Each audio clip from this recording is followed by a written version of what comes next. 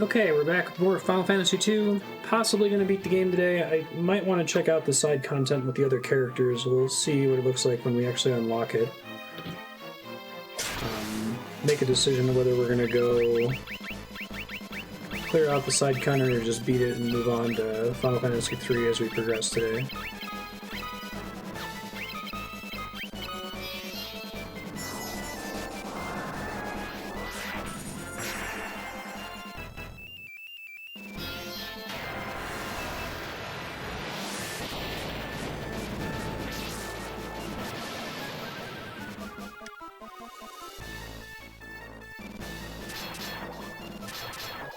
Another 200 bonus trap rooms with a grand maze of one-tile wide corridors.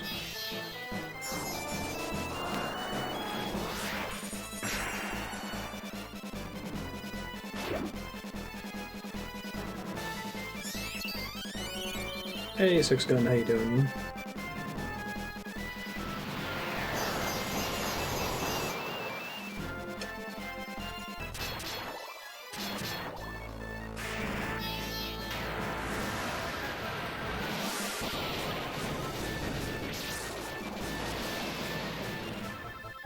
Jealous.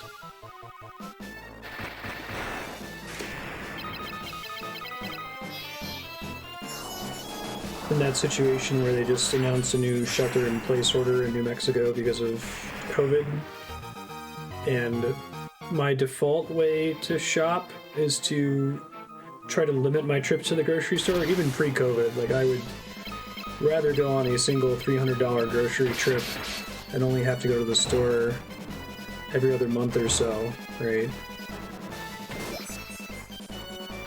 Then go like every night or once a week or whatever. But it's kind of bad form when everyone kind of has to do that to overfill your cart with stuff. Andrea needs those tacos. I know that's right.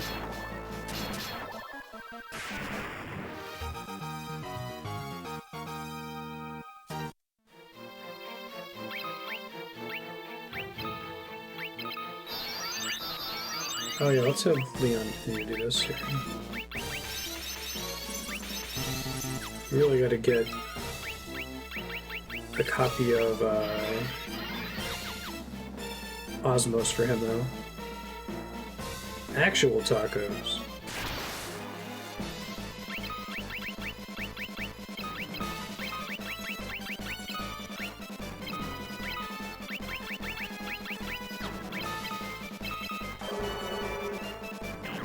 I really need to level up Toad high enough that the AoE has a chance of hitting more than one enemy. I think it's gonna hit 0 here. Oof. Not great.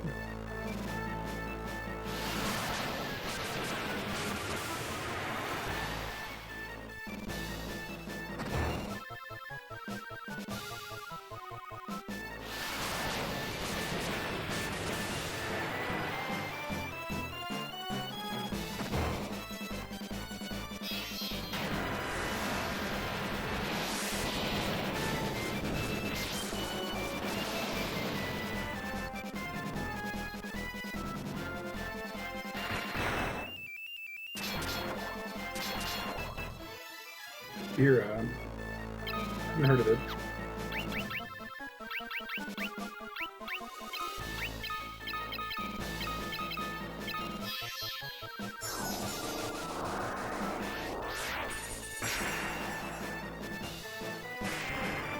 Random battles are like crazy dangerous again. If you were to graph out the intensity of this game, if you go to Mythrilia early, it's like starts out insanely intense, stays that way for 4 hours, drops really, really far, where the game is like trivial for the next 10 hours or so. And you get towards the final dungeons and it just spikes again up higher than Mythrilia. Well, maybe not higher than Mythrilia. I'm not risking getting one shot on the first turn of every battle like at the very beginning of the game.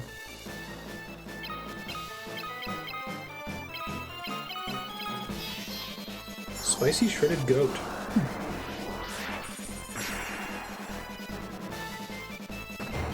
How would you characterize goat meats? Similar to Laminating? Mutton?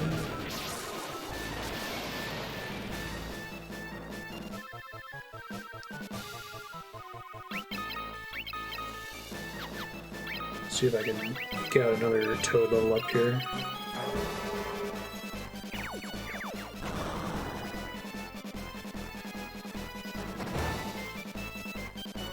Just barely alive. Beautiful. Gamey lamb. Okay. Hey, Furion's toad level increase. Wonder if we got a new spell animation before it kind of pumps.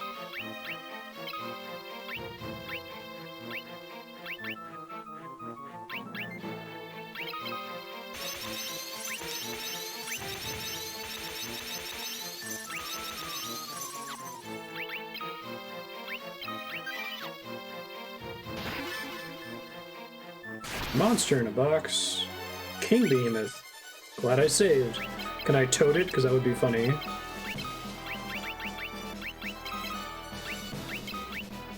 Let me put this rune axe.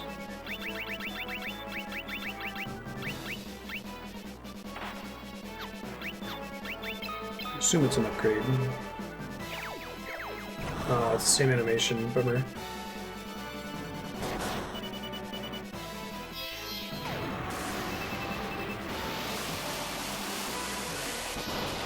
Maybe have had goat in an Indian restaurant.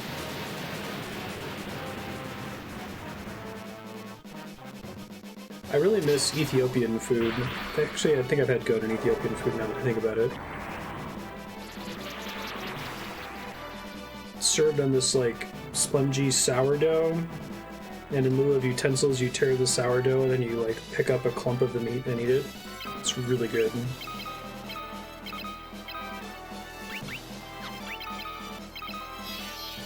I'm jealous. I should look up the nearest Ethiopian place in New Mexico. There was one in the Bay Area in California that was incredible.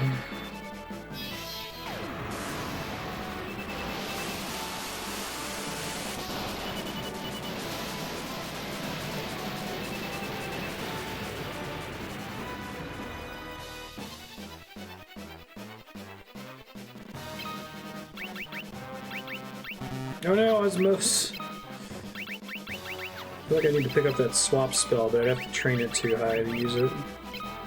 That was my own stupidity.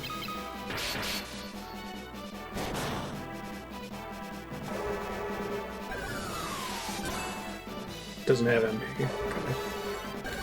Now I know.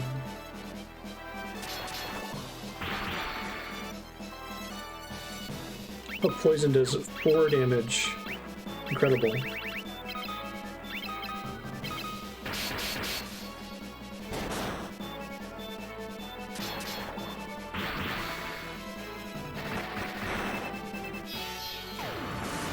Enemy's pretty resistant to physical attacks.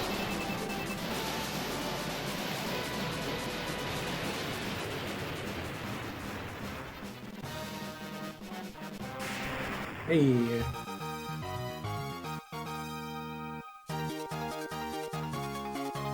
Power armlet. First of all, is the poison axe better? Because that would be depressing. Okay. So. Power armlet. I now have 2 of these.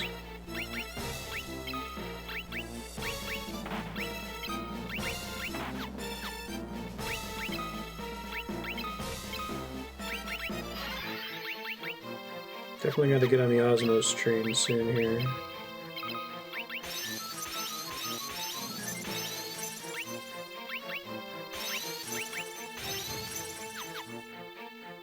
Bureau was a meh, bummer.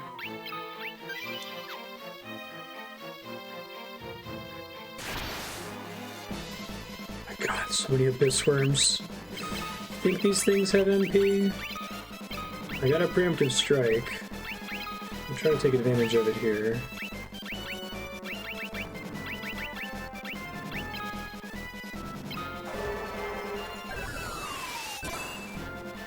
Probably should have targeted different worms here, though, because I'm probably going to drain all of them.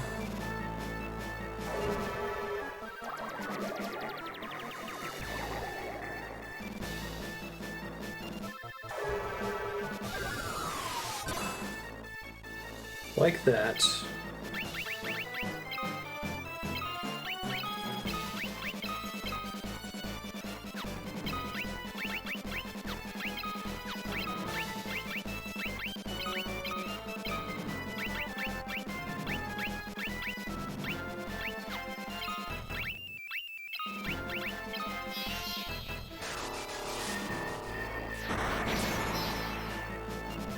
Probably wait to start osmosing it until I've got it down to just one enemy remaining in the future.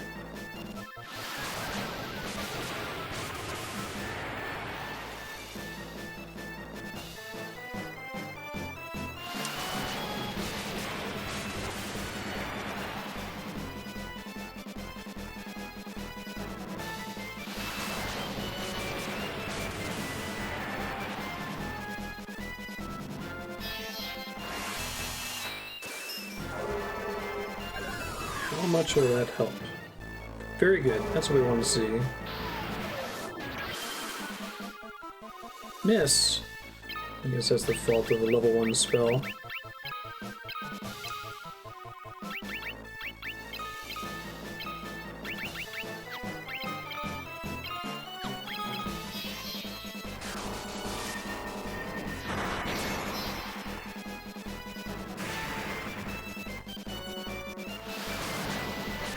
Probably gonna have to cast Life on Leon here, we'll see.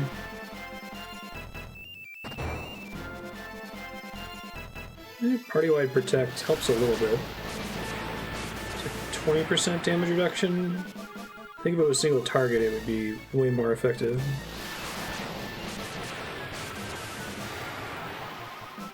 Probably should have leveled up Drain with Leon instead of Scourge. Oh well. Great. Everybody attack different enemies. Perfect.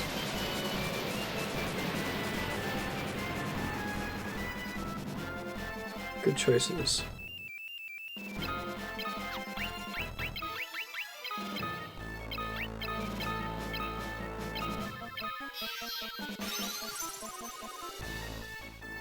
It's a pretty good heal. I think Cure is more effective when it's used in combat than out of combat. I feel like I have to cast it way more times out of combat.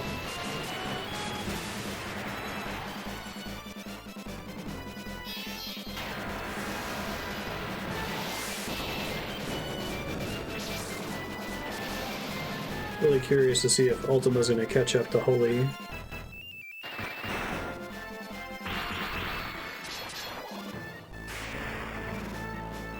Leon's starting to hit pretty hard. Ethers get more MP in combat. It's interesting. Played a couple JRPGs that do things like that.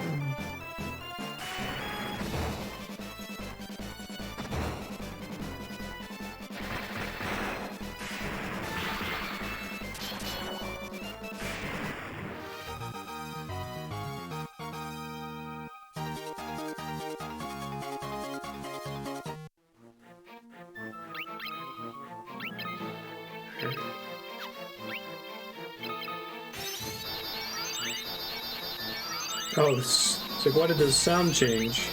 Because it leveled up to level 10.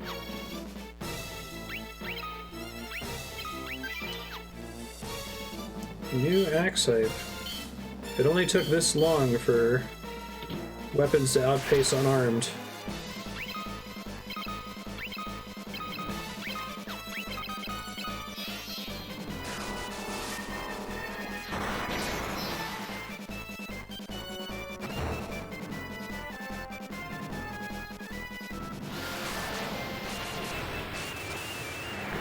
Unarmed has pretty much always struggled, right? Monk has been broken in many different Dungeons and Dragons editions. I remember Monk was super busted in 3rd edition, maybe 3.5.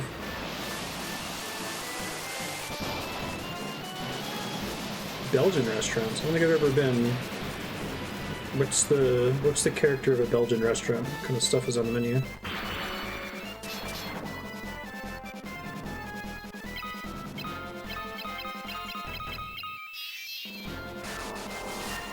I might. We'll see what happens in January, Sixgun.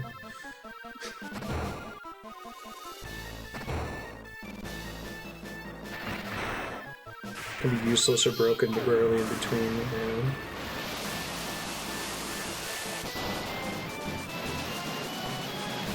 I remember there being like it was called like a vow of poverty monk that was particularly broken. I was like, okay, we have to give you something because you're agreeing to opt out of all the cool equipment upgrades and things. How do you not make that completely broken? Not completely broken.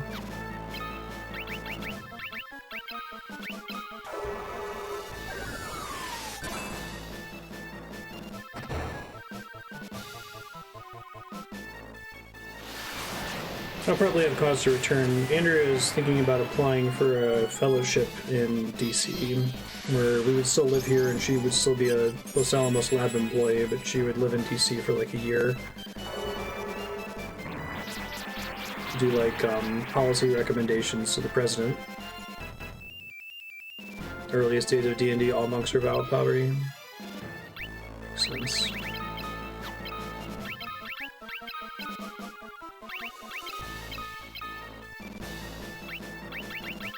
I think they added it as like an explicit feat or build style in 3rd edition.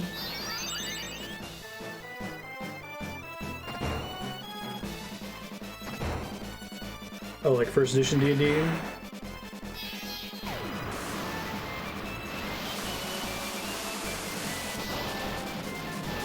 Monks need to give it away.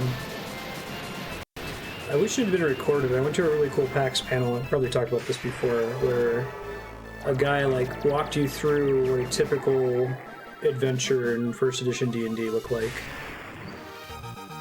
It's like an hour-long panel, kind of fast-forwarded through all the dice rolls and stuff. You walk into a room, a spider crits you, you have 3 hit points, you die instantly. Welcome to 1st edition. Freaking trap rooms, man.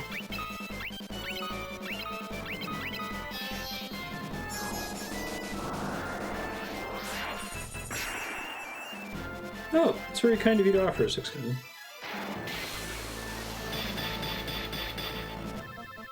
She puts her application together, I might reach out.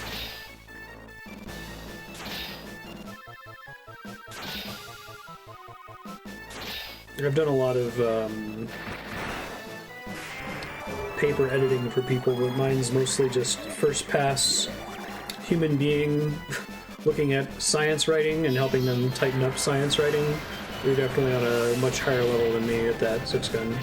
Really appreciate all your feedback on my PAX talk. Beer, thin steak with french fries and mussels. There are only X level 12 monks in the world. If you are level 11, you have to find one of them and beat them in a fight to level up.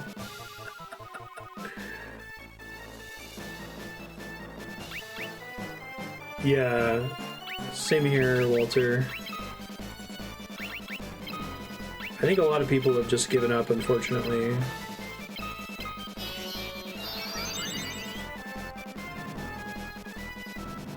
I kind of miss that stuff, sir. I don't know. It's...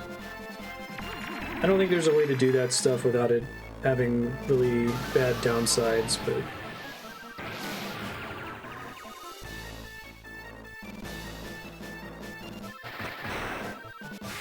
This is one of those, like, fundamental wars in game design that makes me sad.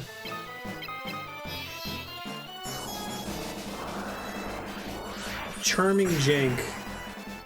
That it's like borderline correct to remove it. Because it's kind of awful, but something about it being awful is good. And you lose something when you fix it. The World of Warcraft problem.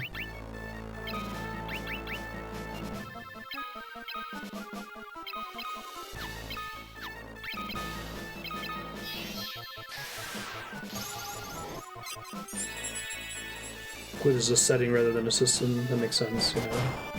Or just as the character's direct motivation.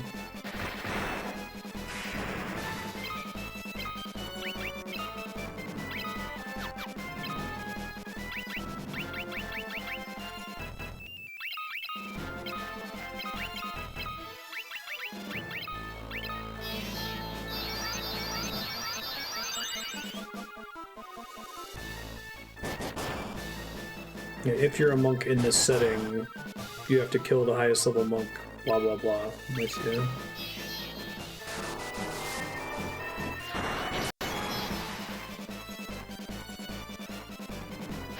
Ooh, decent risk of gaming over right here.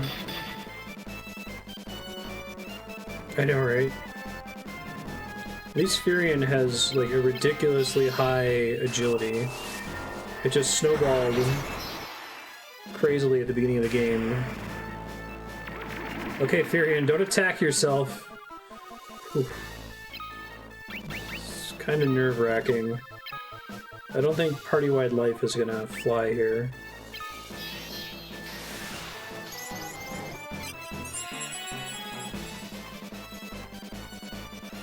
Why did life heal for 590? I don't understand it. Is it spirit-based? It seemed like leveling up life earlier basically had no effects. Okay, I just shouldn't think about it too much. Elf was a class, right?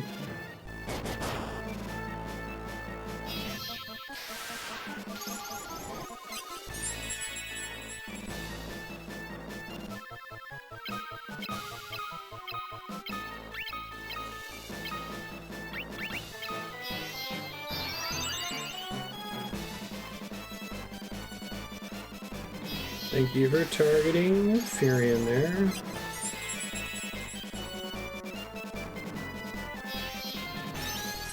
Different amounts of XP to level up different classes.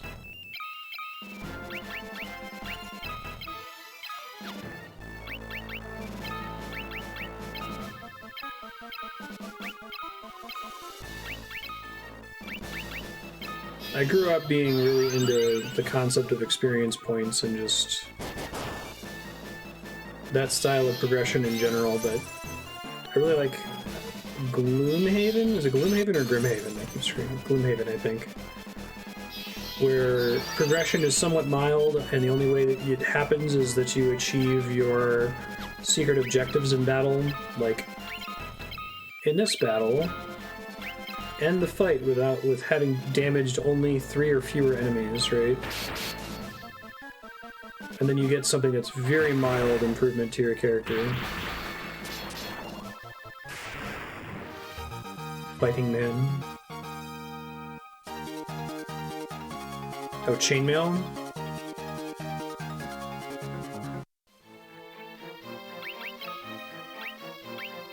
It's OG D&D.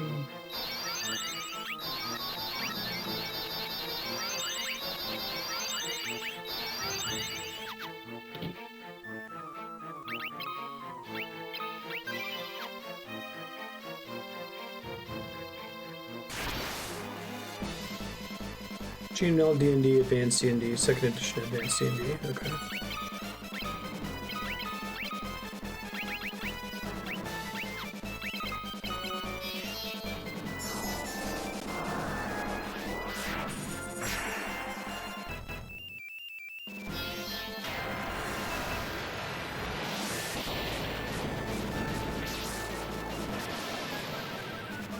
That's pretty cool.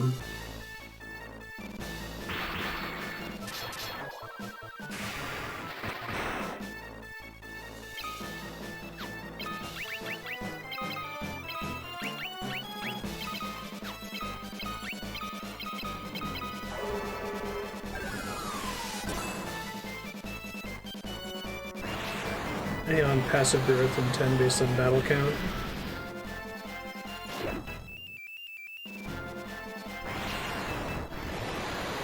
Which is different from experience points, right? It's just like the battle count progression in Dragon Quest VII.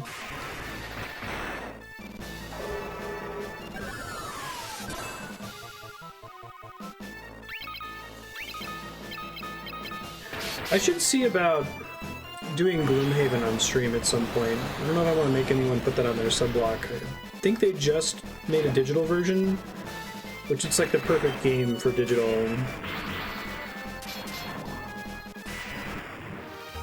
Classes ought to be balanced or have similar difficulty and progression, something that's developed gradually over time. Yeah. It's not something that's just inherent to the genre. It's okay for the wizard to be literally better than the other classes, eventually. I could nerd out about Gloomhaven all day. It's such a cool game. What the hell? There's a shop here? Nani the fuck? Stuff I don't need.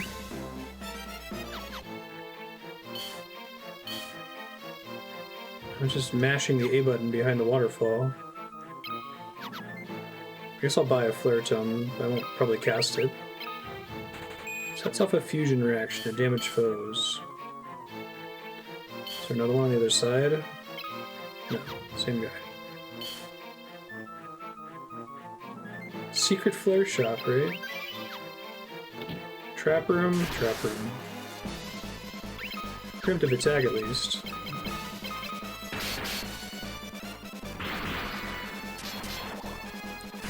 Gloomhaven is pretty much the, like, iteration on 4th edition Dungeons & Dragons that I've been homebrewing for, like, a decade at this point. But done professionally and really, really well.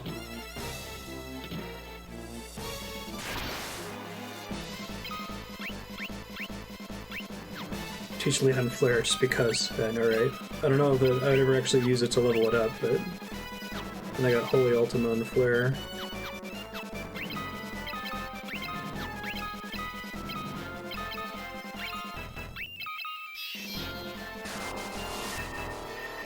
There's a lot of really cool things about Gloomhaven, but one of the things that I really enjoyed is that, so in lieu of dice, I think it's different for different classes, but generally you start with a deck of 20 RNG cards. So whenever you do an attack, you always hit. But you're assumed to have hit, I guess I should say. It's not that you always hit, you're assumed to have hit. And then you draw one of those 20 cards, which kind of sub for a d20 die. And the deck has, it's like, I'm making up numbers here, I think it changes based on class, but it's like 10 plus 0 cards, where your ability just does the damage that's printed on it. Like 4 plus 1 cards, where it does the damage that's on the card plus 1. 4 minus 1 cards, where it still hits, but it does slightly less damage. And then a crit card where it doubles the damage, and a miss card where you actually miss. So you always hit except if you draw the miss card, and you have like a 1 in 20 chance of that happening. As you play through a combat in Gloomhaven, whenever you draw one of those RNG cards, you discard it. So your deck of RNG cards like goes down over time. And as soon as you draw either the crit or the miss card, you reshuffle your RNG deck back together so it has 20 cards again. So as combat progresses, if you haven't drawn the crit or the miss yet, it becomes increasingly likely that you will. And if you eventually do get it down to where you only have 2 cards left, and most encounters aren't going to last that long, but if you only had 2 cards left, you have a 50% chance of doing double damage or a 50% chance of missing, which is like super exciting. But so that's cool. I kind of like that. But the other neat thing about it is that the form of character progression primarily is modifying the RNG deck. So you might get the ability to remove one of the minus ones from your deck, or replace one of the plus zeros with a plus one, or replace one of the plus ones with, when you hit with this attack, you poison the enemy, right? Or when you hit with this attack, you paralyze the enemy or root them or whatever. So it's a pretty mild effect, and it means that like the game is really great for drop in, drop out. If you are able to make it to every single game, you probably have a pretty consistent RNG deck. You remove most of the negative outcomes. You've got some cool bonus effects, but a brand new player that's joining in isn't that much. You're not that much more effective than a brand new player rotating in for the first time. It's like the coolest progression system I've seen for a group tabletop game where you don't want to have to worry about everyone being able to keep up with each other and damage. Ooh, Ultima animation's pretty sweet.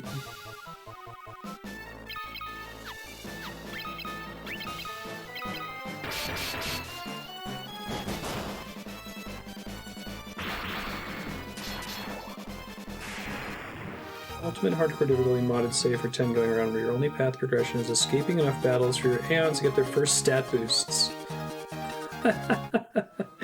Every other stat in the game is a 1 until then. Oh, what is that? It's kind of like trying to grind to beat the captain in this game. That's crazy. I didn't realize that escaping counted for Aeon progression in Final Fantasy X. I guess I don't know anything about how Final Fantasy X works under the hood.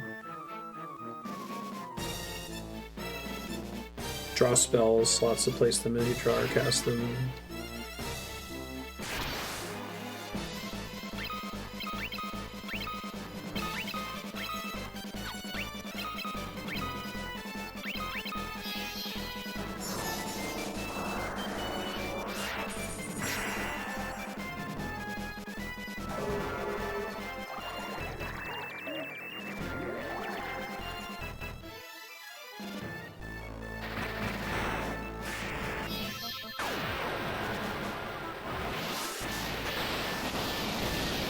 The enemy monster design in Gloomhaven's really cool too, because they all basically have like an AI script that they follow, which is represented by an action deck. So no one has to be the DM, like everyone can be the DM and just like reveal cards from the monster deck. Okay, so on this turn you pull a card for the skeleton that says the skeleton attacks the player with the lowest health, right? Which I feel like making interesting tactical battle decisions for the monsters is kind of lame as the DM in most cases.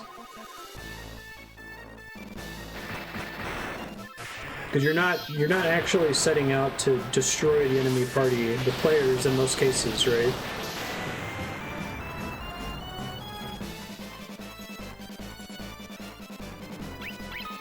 So you're trying to like create the illusion of danger in the typical tabletop game.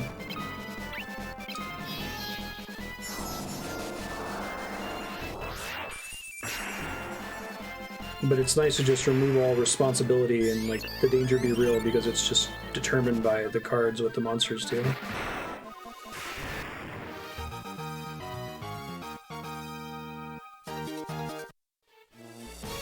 I'll go ahead and take you up on that teach flare to Leon. I probably won't actually use it, just for completion's sake.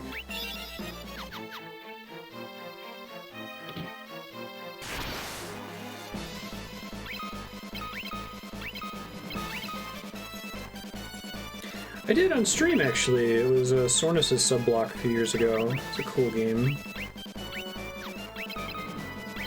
I think I like the mechanics of it a lot, and wasn't as big a fan of, like, the presentation.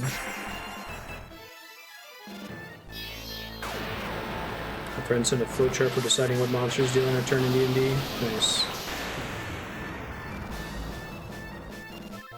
I feel like you could slot in Gloomhaven's monster AI system into any other tabletop RPG.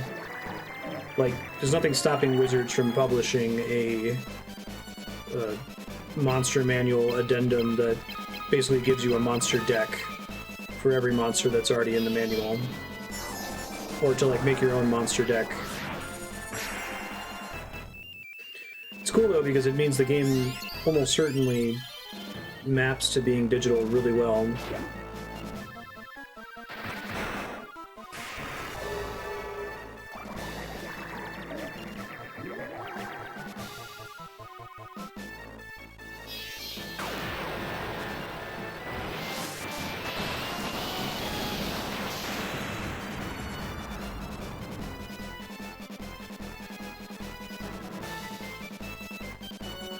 Enemies with a consistent attack the lowest HP hero. Sentinels can get rough fast.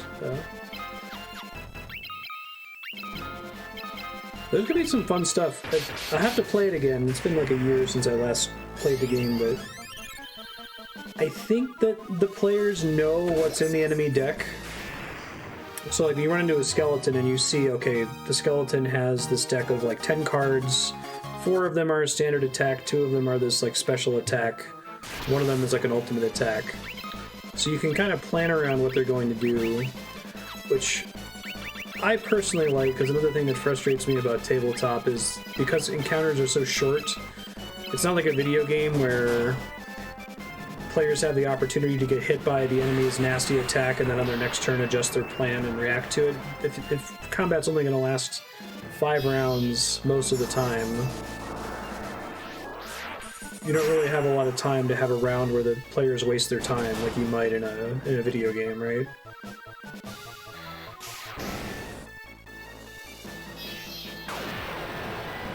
And it's a lot harder to write a puzzle fight in a tabletop RPG where it's like, hey, if this enemy is standing near a light source, they take double damage and deal half damage.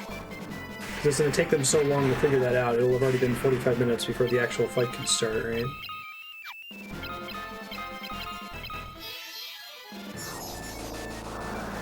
Okay, thanks, 6M. Be excited to see it.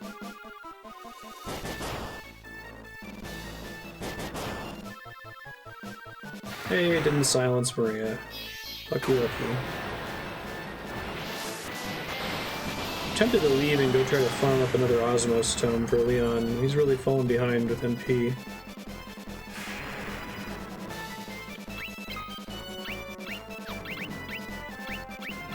Good to get some more value out of these ethers, use them in combat.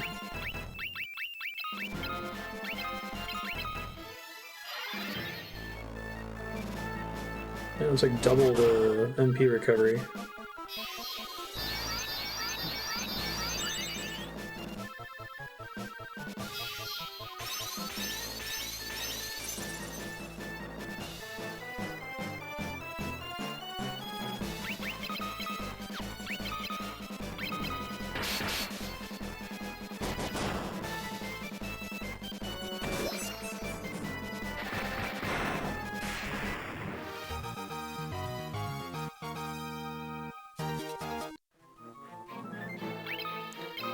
One of these days, someone's gonna come up with some kind of product that has like an official computer assistant for the DM that lets tabletop combat progress at close to the speed of a video game, but still giving the DM creative control.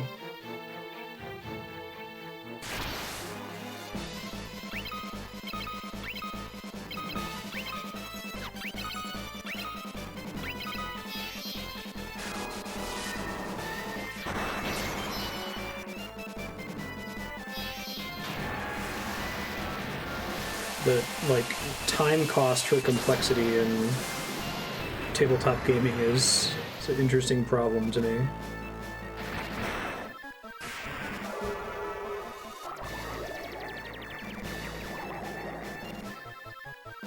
I ended up hacking something into Roll20 where combat was basically automated. You would click on your character, click your ability, click the enemy, and it would just calculate the damage for you and the effects, but I had to hard code that for every power card that they had, so it was very slow.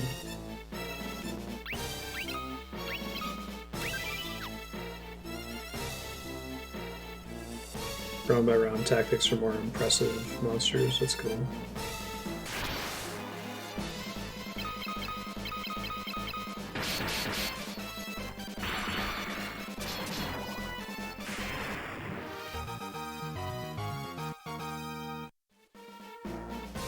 I think getting rid of accuracy checks is pretty important.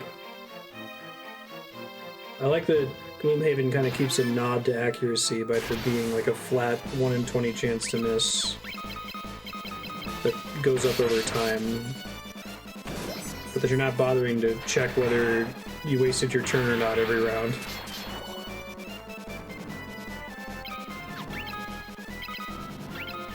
Yeah, I don't think I've used an as-written monster in a really long time.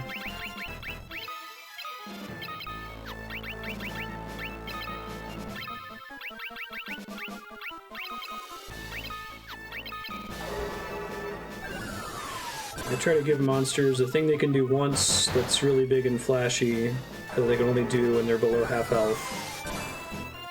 A thing they can do every round and something that's thematically related that they can use on a cooldown. And usually they don't last long enough to use any of those abilities more than once.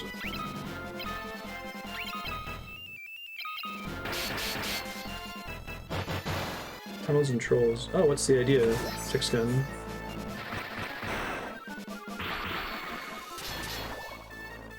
All the mechanics to fit on a card, easily memorized, playable with a coin or a flippable object. That sounds like a fun challenge.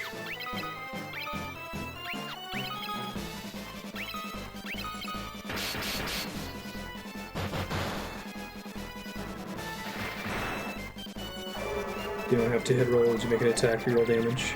Yeah, that's basically what Gloomhaven is, more or less. I realize green dragons are poison elemental, that's interesting. You're gonna deal, you know, if your ability says this deals 5 damage, you will do 5 damage, and then you'll draw an RNG card that might make it do 6 damage or 4 damage instead. Or very rarely you might make it deal double and miss. But generally it's assumed and you can plan on things hitting.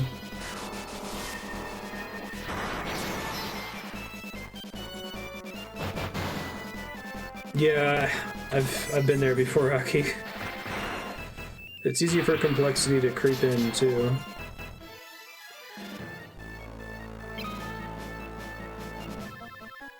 Of course green dragons are poison. That's traditional dragon mythology. Especially back when Final Fantasy was more explicitly inspired by D&D. You can plan on things hitting. What I ended up coming up with was, I was thinking, like, we've got all these computers and everybody who goes to play tabletop RPGs has a computer in their pocket. Can we make an explicitly tabletop system that's dependent on a computer to adjudicate things? Because a lot of tabletop math is built around, we have to use these physical dice, so having a complicated calculation that happens behind the scenes isn't feasible. So I would use Roll20. I would keep, like, attack as a stat. I would roll behind the scenes, and it would just modify the amount of damage you did. So if you did the equivalent of rolling a 1, you know, you would do half damage. And if you did the equivalent of rolling double the enemy's defense, you would deal double damage, or something like that. I don't remember. I calculated it out so that the average number of turns it would take to kill a typical creature was exactly the same as baseline D&D, it's just that you would never actually miss. Sped things up quite a bit.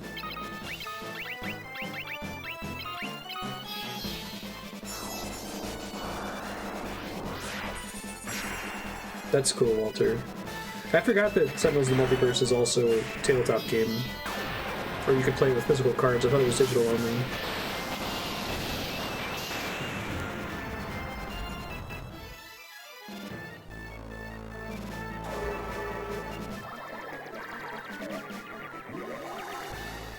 Originally was tabletop, and then they made a digital version.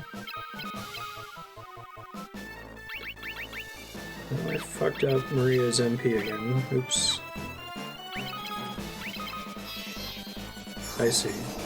Oh, is it not even a direct adaptation? So it's slightly different?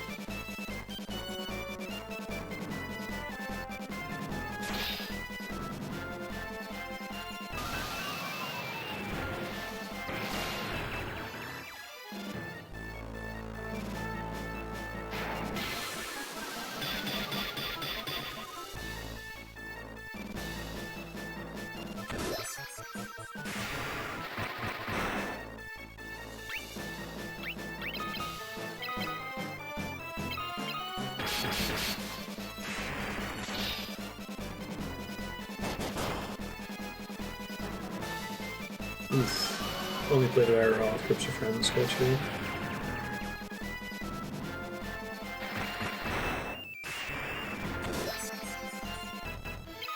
I need to look under the hood. I don't even remember all of what I did with my accuracy rewrite for 4th edition.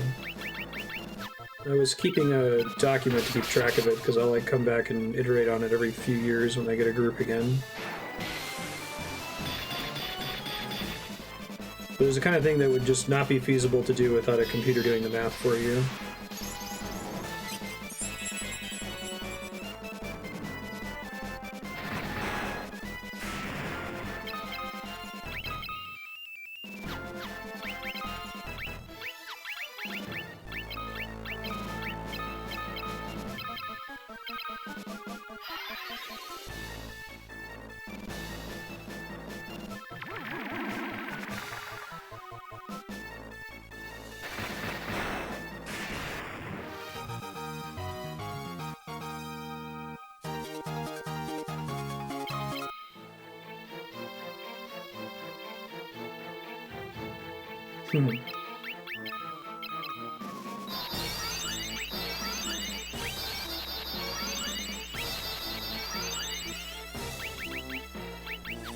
There's a lot of fun ways to introduce cool flavor into your game mechanics like that.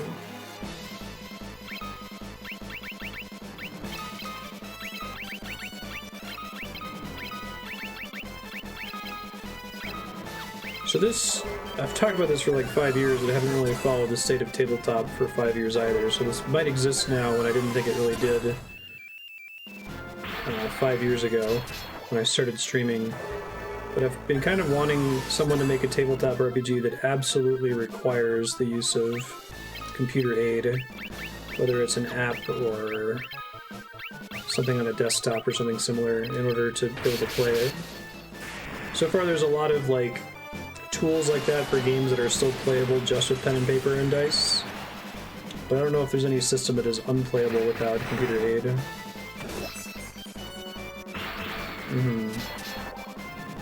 I think it just opens up your design space a whole lot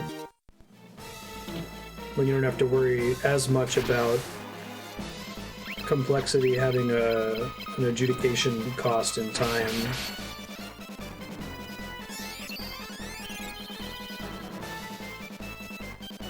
Because part of the problem is the more you formally enshrine the math like that, the harder it is to house rule stuff, and the harder it is to fudge things and roll with it, as you often need to do in tabletop.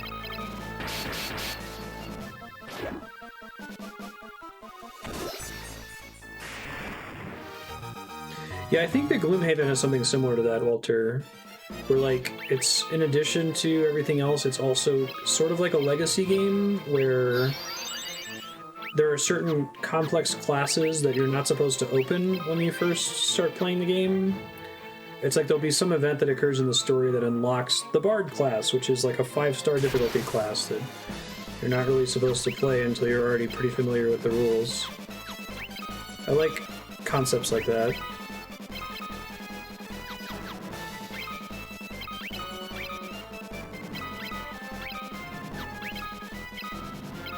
Not every game that sets out to do it does it particularly well. I remember Overwatch used to have difficulty to master ratings for its characters that were just almost completely arbitrary.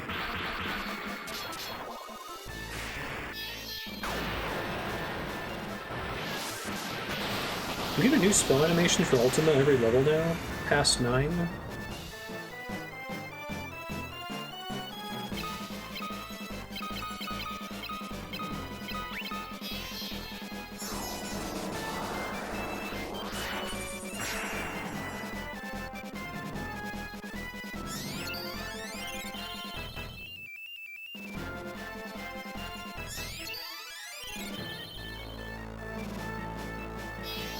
One up the universe with 200 damage. It's catching up still.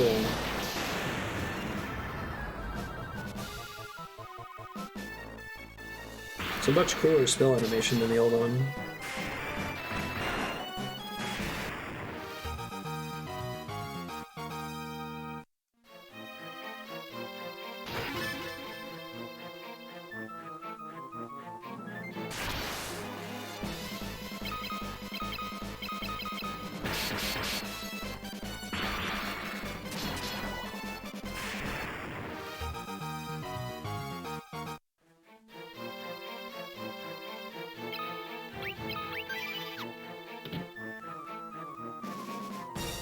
Anyway, we'll see. I don't think that, like, every tabletop RPG needs to require a computer to be able to play, but it's super surprising to me that that hasn't already happened, but there's not really a system out there that requires one. I think it's... I've said this before, but I think that the tabletop community kind of selects for less crunchy systems. Less video gamey systems, right? And just kind of an attitude of, if you want a video game, go play a video game.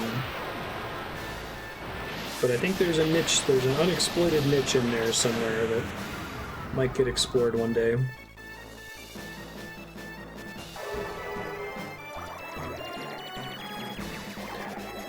I've read GURPS rulebooks. I don't think I've ever actually been able to sit down and play it. GURPS is the universal rule set that you can apply to like any setting, right?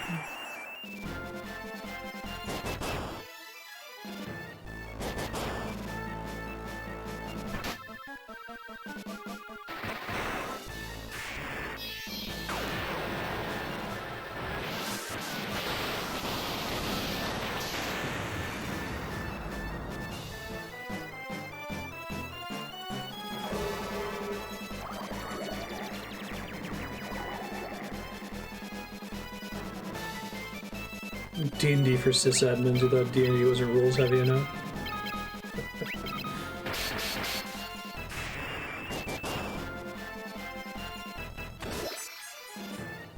I think players are right to be resistant to crunch because of how much it slows down play. And how frustrating it is to keep track of everything. But I think that's where computers can break down that wall.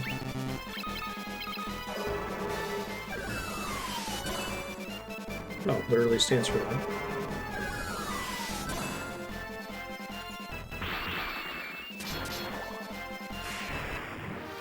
Nicely done, Leon.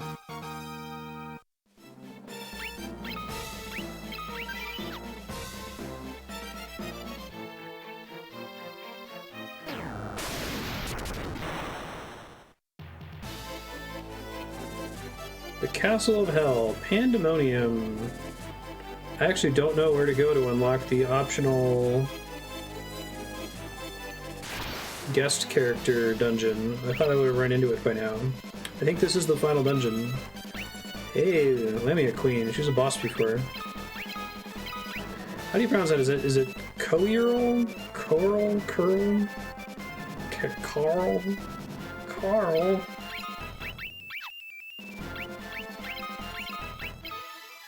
Another classic Final Fantasy monster that I think exists outside of Final Fantasy.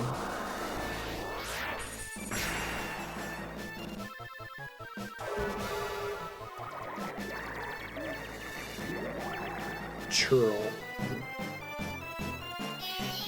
Panther thing with long whiskers paralyzes you.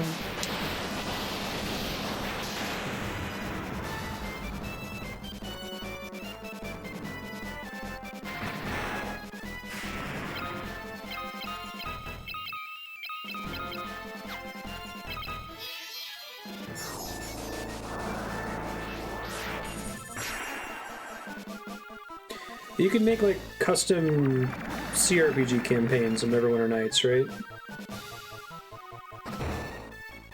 So you could, like, make a campaign and give it to one person and have them basically play through, like, a Baldur's Gate style story.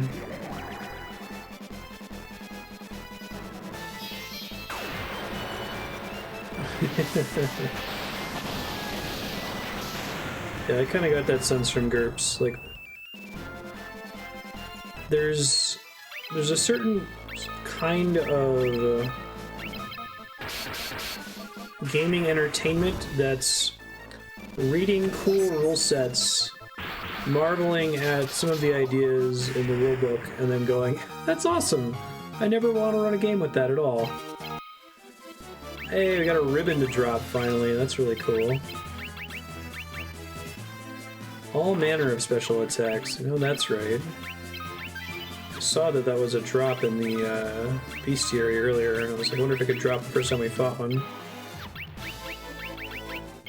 Mega Parasite. The theme on this floor is pretty sweet.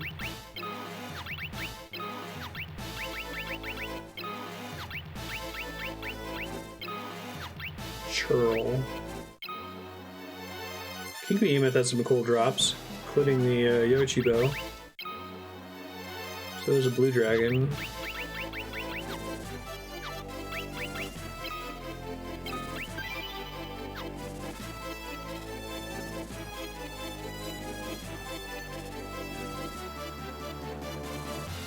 It's a tabletop session mediated by a computer. It didn't live up to the hype around that.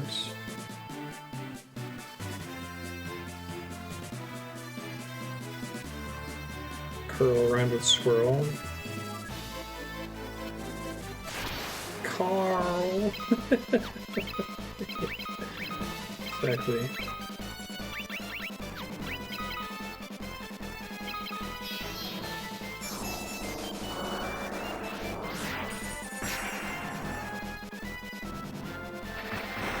I think it's fun to write rules like that too that you never intend to actually use. Trying to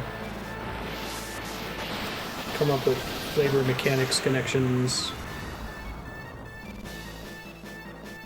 I have that experience now with like consuming Magic cards without ever intending to play Magic or watch people play Magic or understand how the cards actually perform.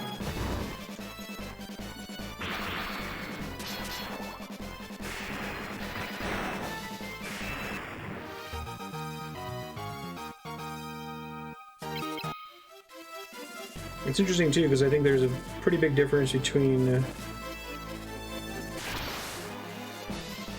the elegance or coolness of a rule in a game in a perfect universe where everyone is a perfect robot that can track everything perfectly and comprehend everything perfectly and make decisions instantly, and a rule that is cool in principle but doesn't work because of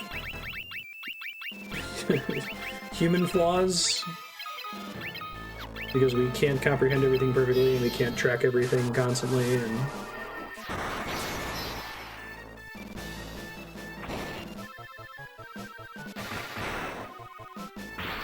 so like a character that has a -2 to attack when they're in Moonlight or something like that, right? Possibly a cool idea, possibly flavorful, probably terrible most of the time because it's not the kind of thing that players are going to remember to keep track of.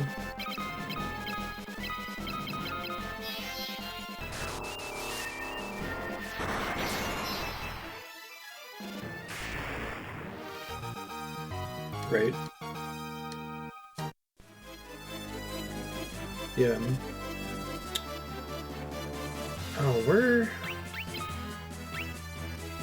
did I see this? I was reading recently about certain stories being unadaptable. What was the context?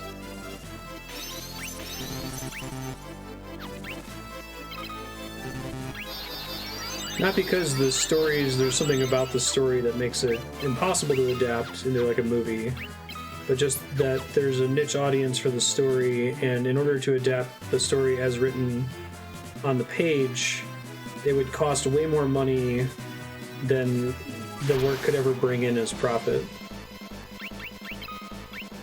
But it's free to write it down in a book, right?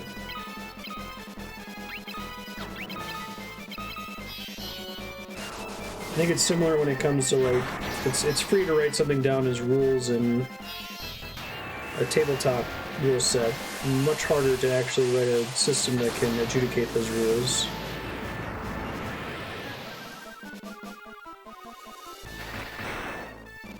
Sentinels has a bunch of little placards for +1 attack buffs and debuffs. They're kind of a mess to use.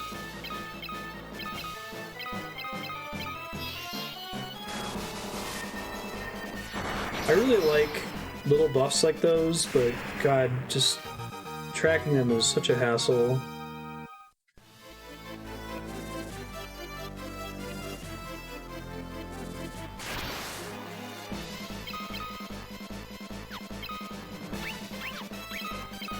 I think as soon as you start attaching duration, that's when things get too complicated to track. When you say this lasts for 3 rounds, it's like, nope. Someone's forgetting that.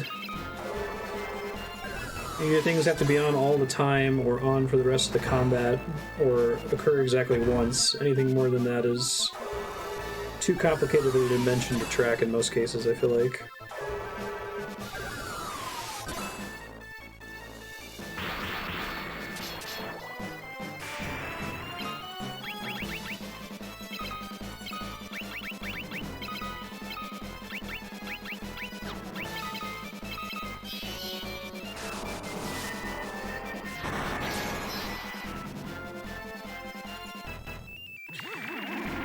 Well, I'd hope you'd have some kind of tool that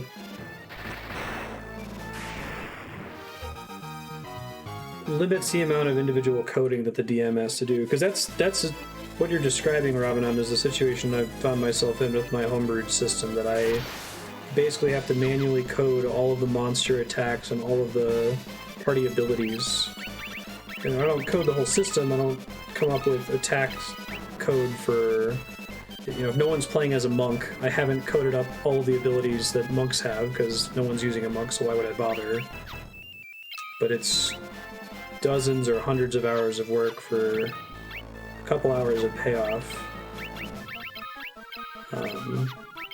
So the hope would be that you would have some sort of an ecosystem, more like a modding community in a game that officially supports mods, where there are tools that let you kind of just plug in the necessary variables and not have to do everything from scratch every time. Maybe give you the ability to dive in and make things that complex if you wanted to for some corner use case. But 4 different +1 attack buffs with 4 different sources and expiring mechanisms. They were awesomely powerful and a total headache. Exactly. It's that headache quotient that I'm interested in trying to solve one day. Not completely solve, but at least, like, relieve. It makes me so sad that there are all these cool mechanics that get tossed out because they are a headache, and not because they're bad design.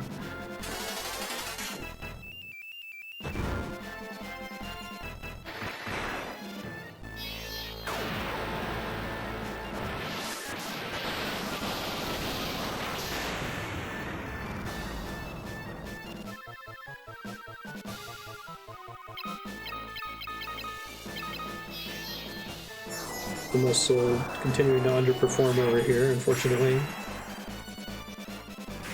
Holy is not underperforming. Furion must just have a much higher spirit stat than whatever stat is contributing to Ultima's damage. I feel like this game needs to make a lot more of its rules public. Like, if Holy scales with spirit, it needs to say that somewhere. I'm shocked that this game doesn't have an insane 400-page math document like many of the later Final Fantasies have, which have a lot less going on.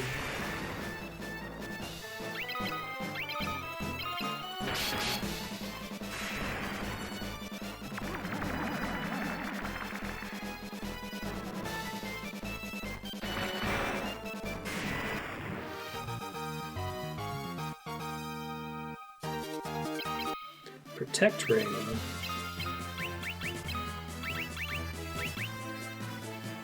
Warning protection against instant death. Does ribbon include protection against instant death? Who knows? In addition to having a lot of the first appearances of iconic Final Fantasy enemies, this also has a lot of iconic Final Fantasy items, spells, and the like. Death Rider.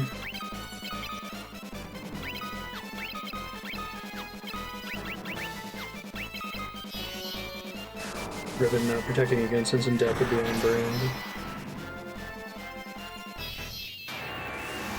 That's awesome, Walter. I guess the challenge is, how do you convey that information without making it too complicated for a casual player?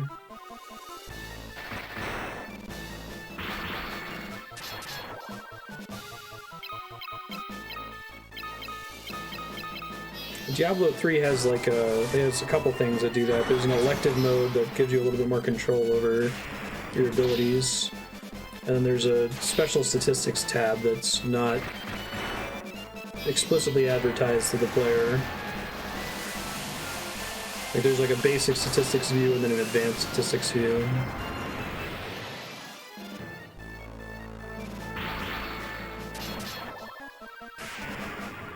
These Death Riders hit like trucks, it turns out.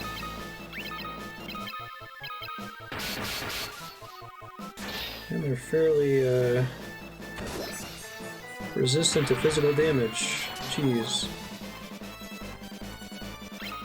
Leon hits them pretty hard though.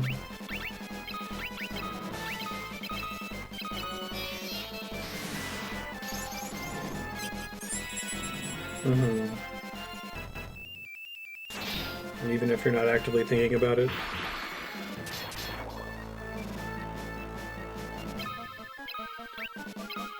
Oh, these guys are really dangerous. Jeez.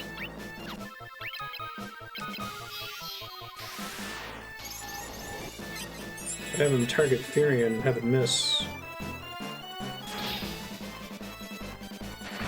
Oh, damn.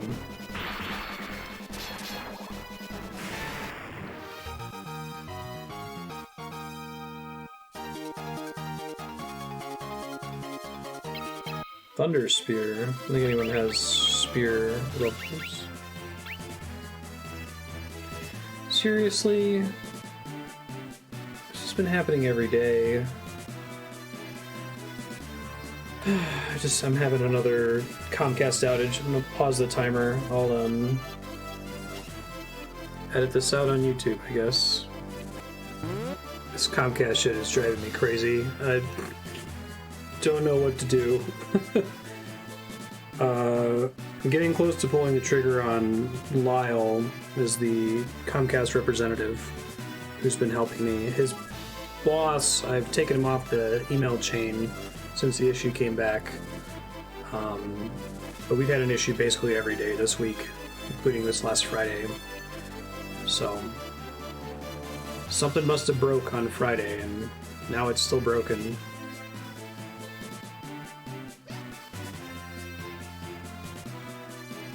Alright, we're back from the outage. Let's go.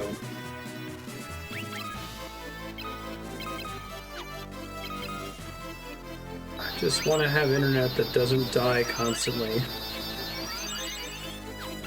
It might be a lot to ask for.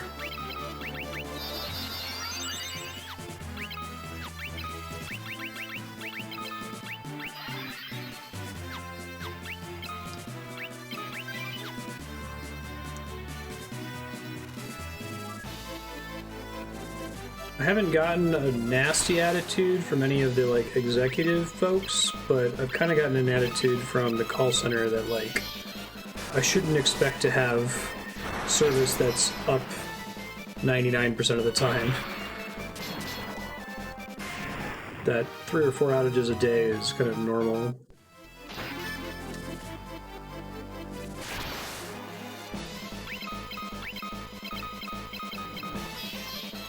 And I think if I was on residential service, it would be different, but it's the business service, right? Pay extra for Comcast Business.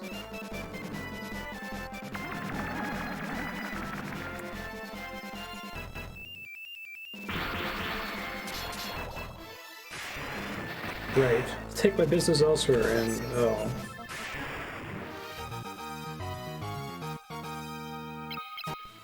It puts me in a really, I don't like hassling people. I don't like being a difficult customer. It's not a space I'm comfortable existing in. I'm the kind of person where if you get my order wrong at a restaurant, I'll just deal with it.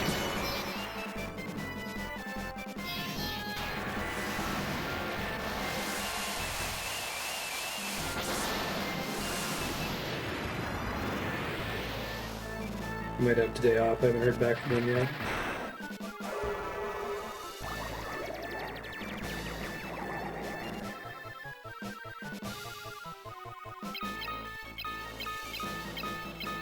Into Osmos after this battle. Art Monopoly is great.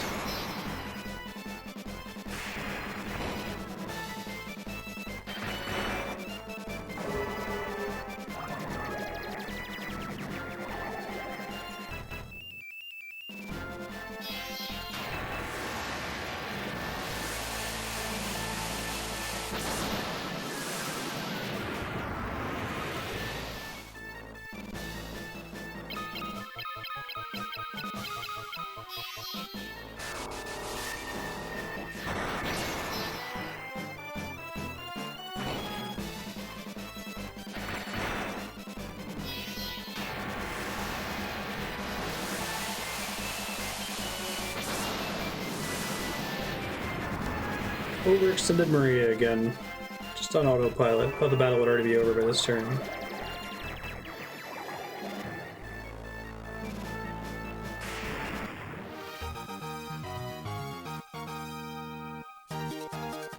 I wish it was documented exactly how transcodes work on Twitch. I mean, I guess the reason it's not is that then people would figure out more ways to abuse it than they already have. But I'm pretty sure, anecdotally, from like thousands of streams, probably about 1,000 or more streaming days, that like it's based on your prior history of getting them. So as long as you're connecting consistently at the same time every day and getting them every day, it gets progressively easier to continue to get them. And having one day where you don't can throw off that pattern for a while. I think I've only had one day in the last like 3 years where I'd had to cancel stream because I just could not get quality options, so at least it's been more or less solvable.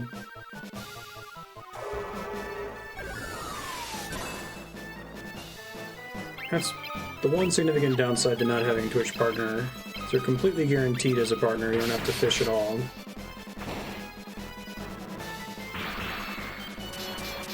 All the other partner features have migrated down to affiliate.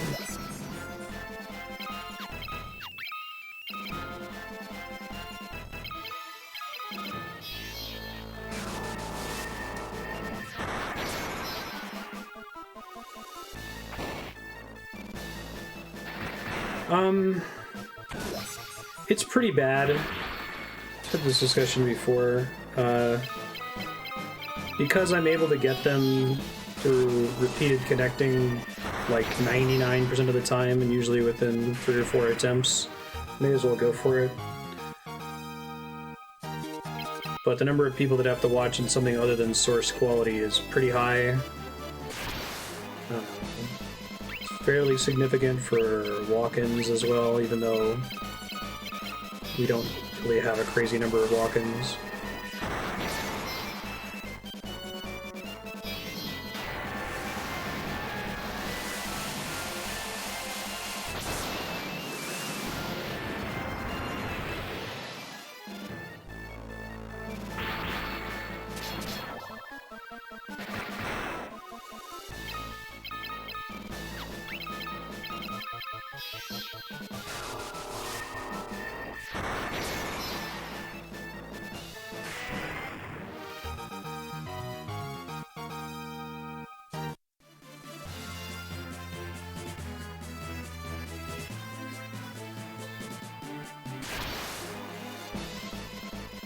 Experian's job change from Toadmancer to Holymancer is working out, I know, right?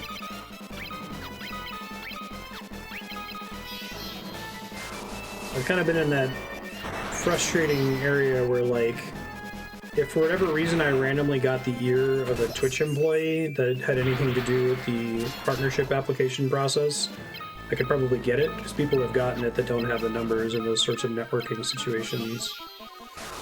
Just based on, like, total income to Twitch over the last 3 years. But it's impossible to get to that person because the automated queue just looks for average viewer count, and if it's less than 70, it says, goodbye. No thank you.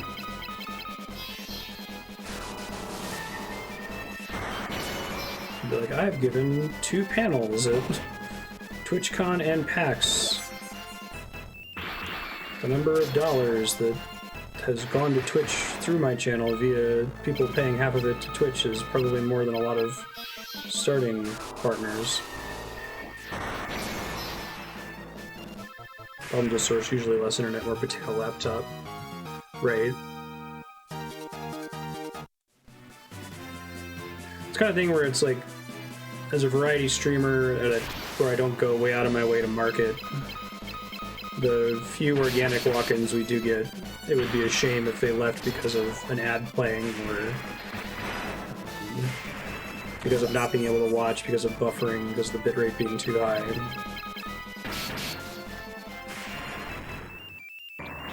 You have to tick like 10 consecutive boxes to capture somebody as a regular, right? And you wouldn't want somebody that would pass the final, most difficult 3 boxes to not be able to watch in the first place.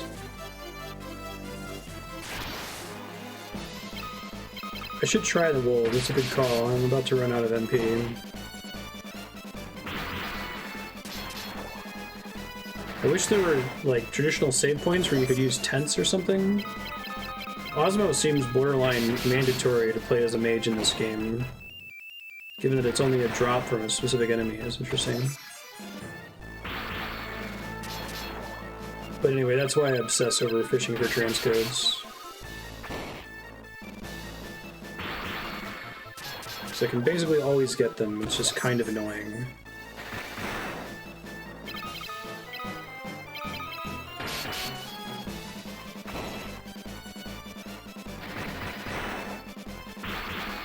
Ethiopian is laughably tankier than everybody else. Yeah, it's a secret Osmo shop in a random tile. Exactly. God damn it, of course it's the turn guy died.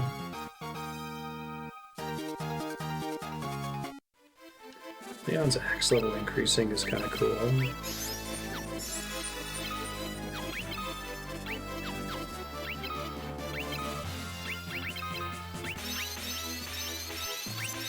Yeah, I think Cure is exactly half as effective out of combat.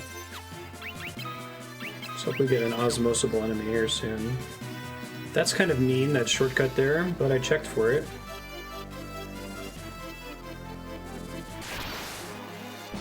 Okay, please have MP.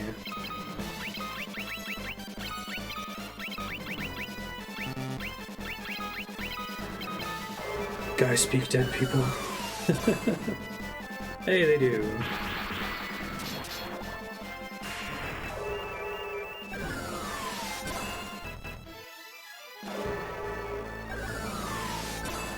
Yeah, we found the random behind the waterfall tile of a shop that sold a flare. It's kind of cool.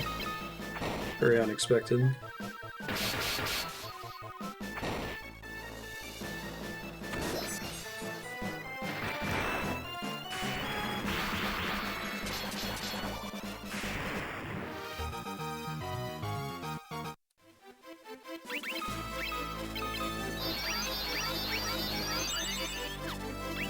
Okay, her cure spell's getting up there in efficacy. It's really easy to get lost in this part of this dungeon.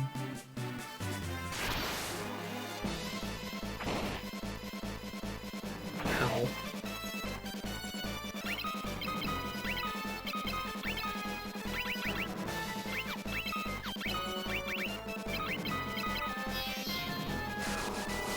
Level 11 holy.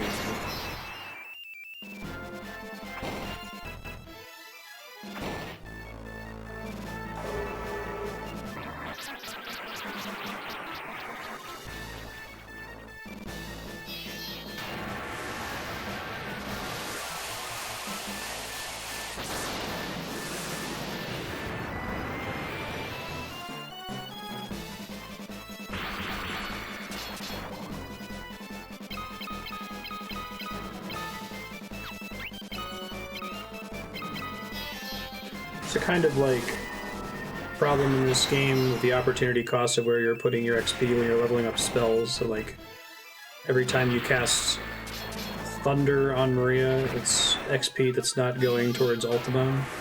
So you really should just pick one offensive spell and focus on it. I wonder if that's ever mechanically fixable. How do you have a system like this that also incentivizes some amount of variety? Maybe you don't.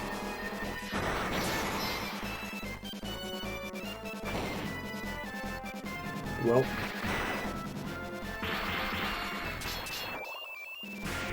God damn it. Maria probably would have gotten something there.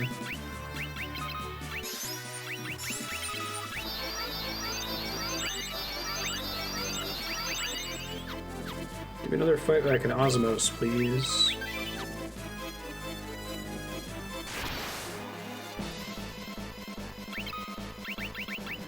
Gave me what I asked for. Thanks, game. I think all three of these are osmosable.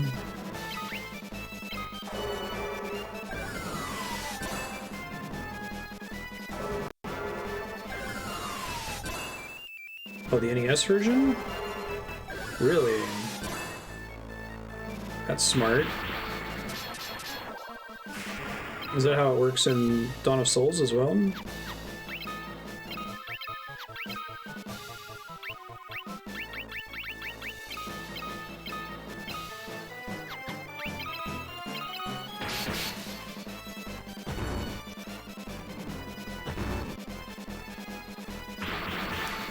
Oh, because you had to level up way too many spells in order for it to do comparable damage to those spells you were having to level up anyway. There's a way to get that math right, I think.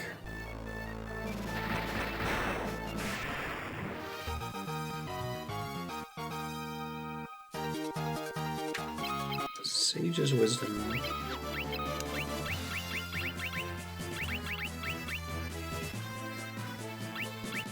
I think it's just during that battle.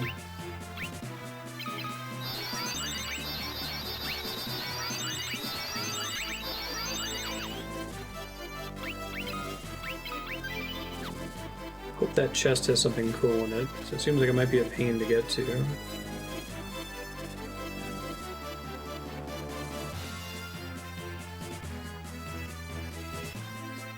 I've looped around once, which is not great. Battles have kind of gotten me lost on this floor a little bit.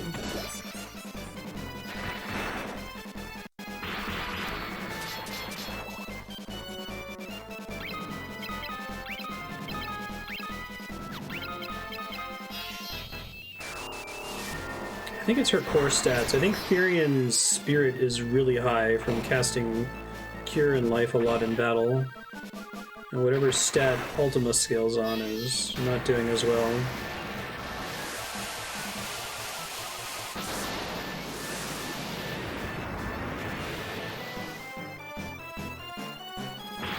Yeah, it's pretty bad compared to Holy, huh?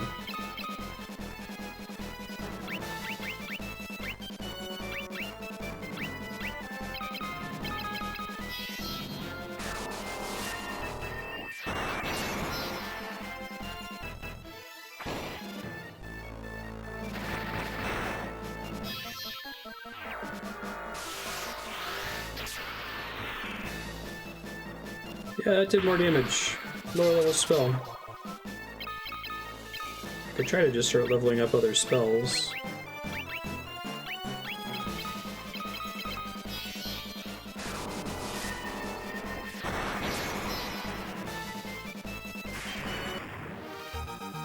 Maybe it targets a different defense and magic defense.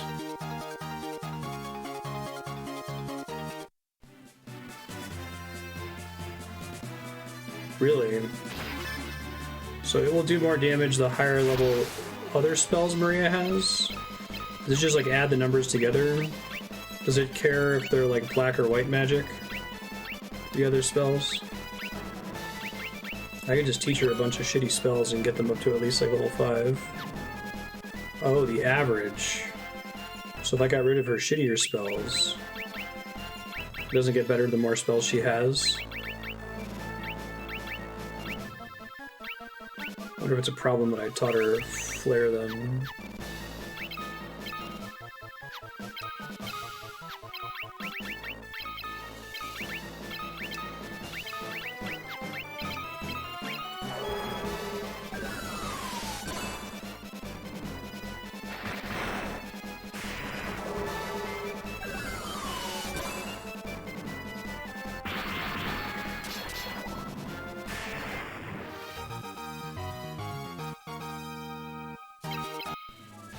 So I've got another ribbon. It must be a pretty rare drop. Let me test this out really quick, because I might regret this later.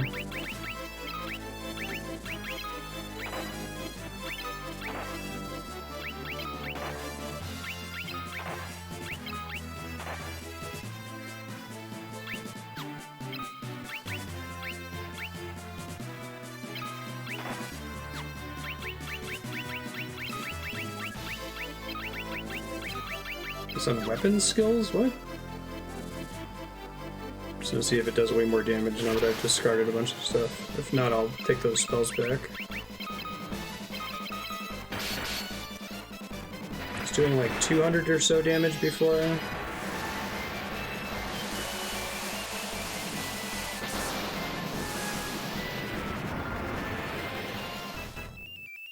Okay, that didn't do anything.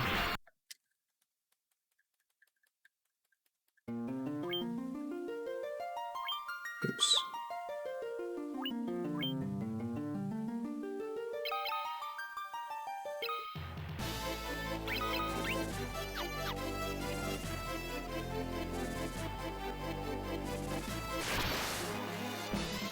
All this sidetracking for an elixir.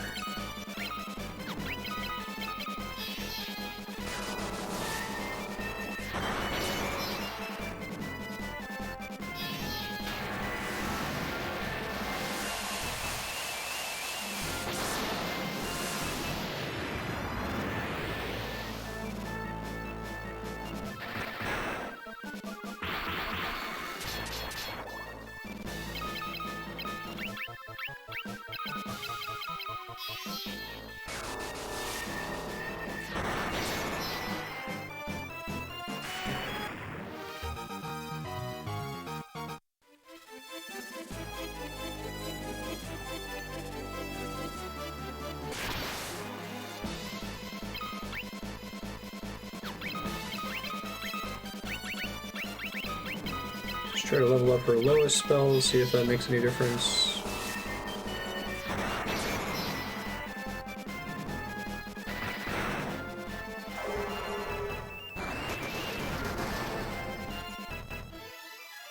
That was way better.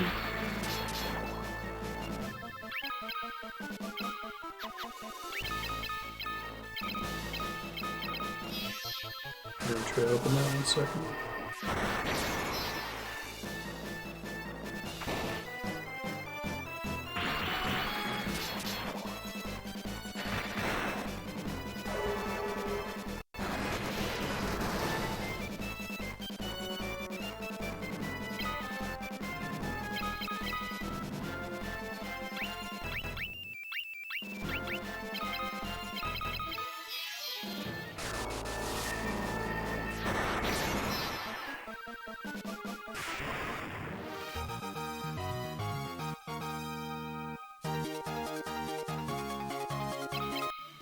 Sorry about the NES version, gotcha.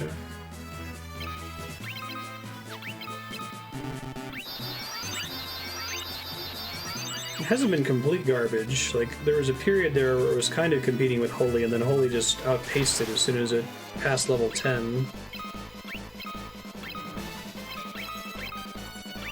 It might do better AoE damage. Oh, you're good. It's very interesting to me.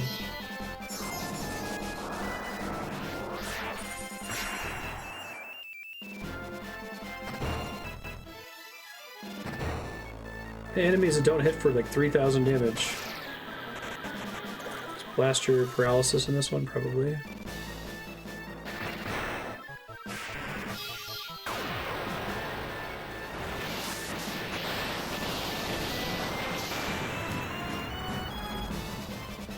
So like Ultima gets better the more well-rounded your character is or something.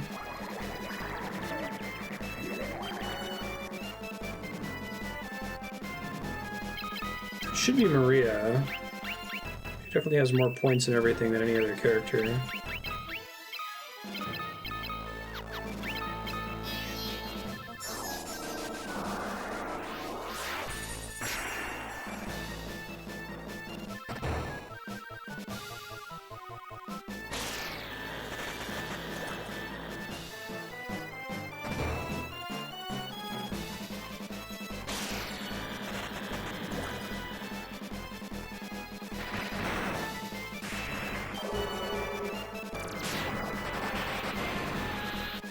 Someone do me a quick favor and look up where you get the optional guest character dungeon in this game. Is it something that you have to beat the main game or get to the end of the final dungeon to unlock first?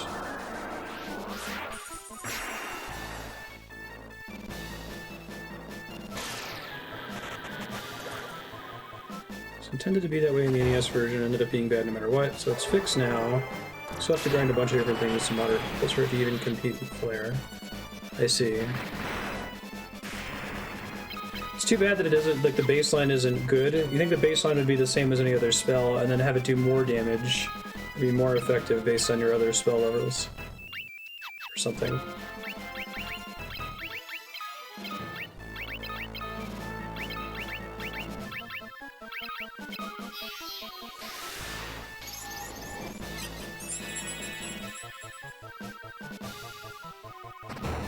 It's gotta be based on your spirit stat. It's healing way more than it used to.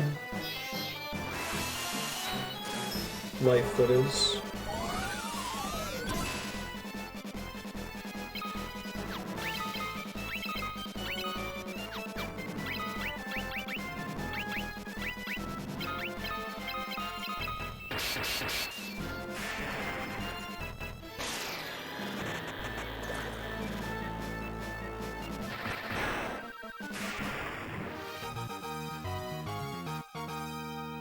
Life increased, flare increased, intelligence increased. After beating the game? Okay, thanks.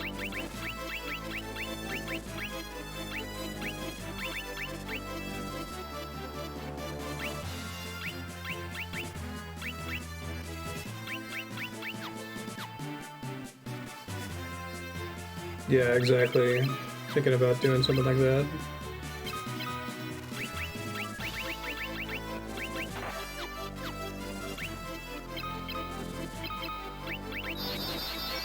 Should be able to test it pretty easily, too.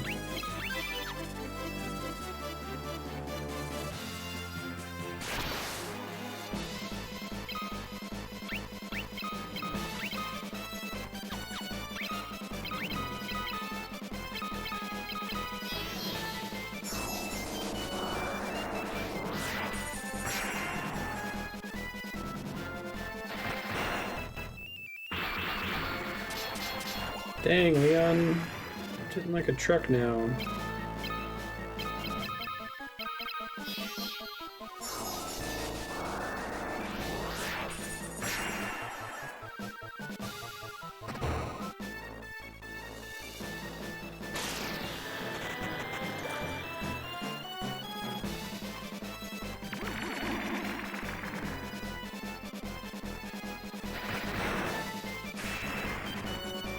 I don't think it's based on the average of abilities, unless if it counts spell slots that are empty as, like, level 1 spells. My damage also didn't go down by forgetting some low-level spells, so I don't think it does that.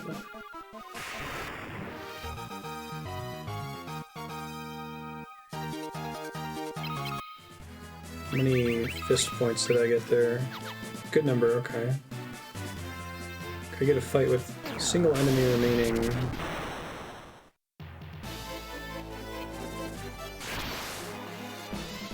So it's pretty final room-ish. It's a bonus dungeon? Interesting.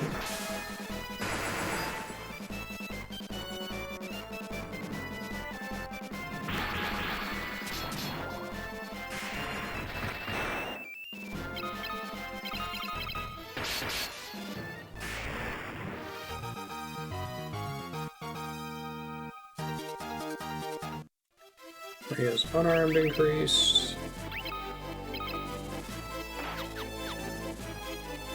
May as well give her the good weapon. Because she can dual wield to get 2 level ups, right?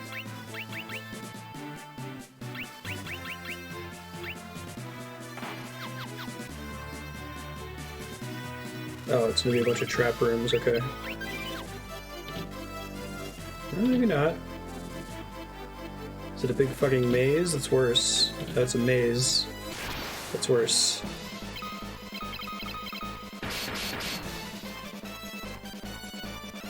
You tried. Now she equips 2 of the same weapon, she'll get XP for both swings. Let's see.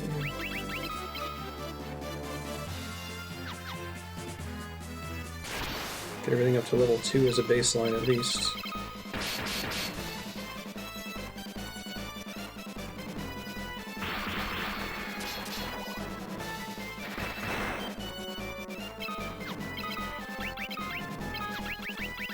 Switch it to spear and sword.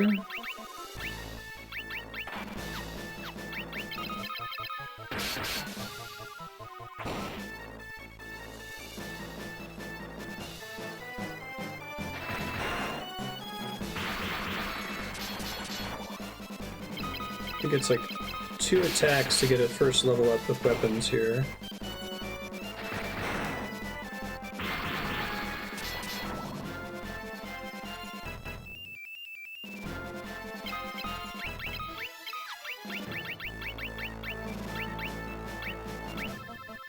Axes.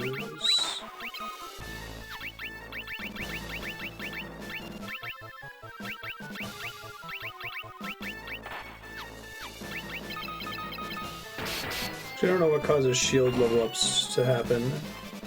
It's based on getting hit or attacking while equipping a shield.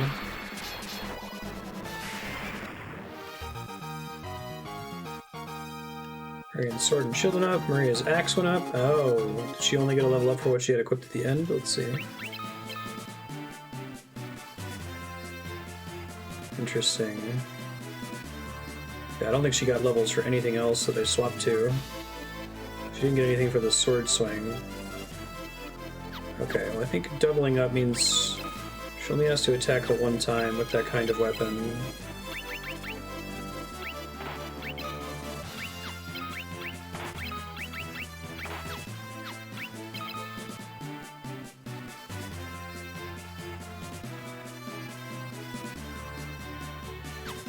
It's probably unnecessary since she's already partway there here.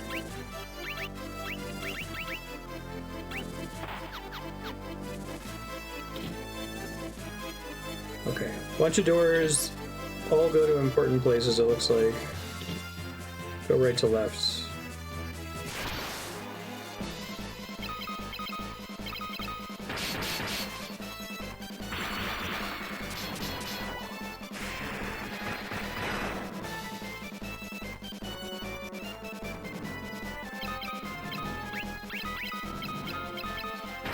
See if that affects Ultima damage.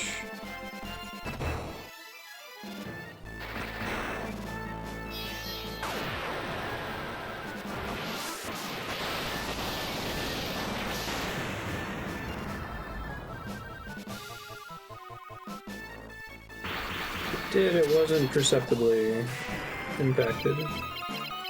I might need several levels for it to be noticeable. Knife, staff up.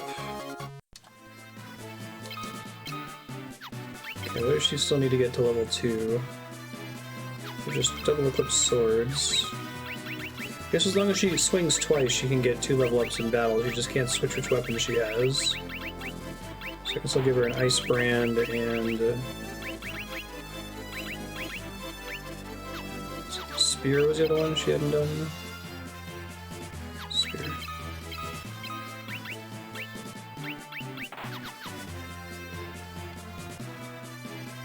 Hey, good choice. Genji armor. Monster in a box. Beelzebub. There's a lot of cool bosses that are monsters in a box in this game.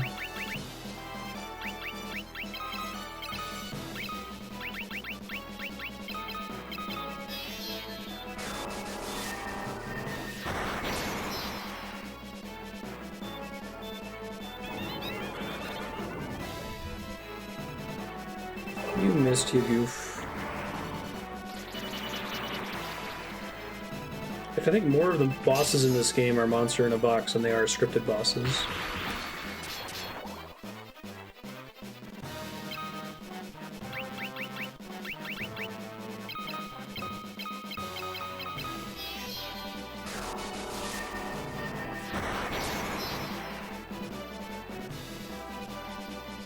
Flyer 16.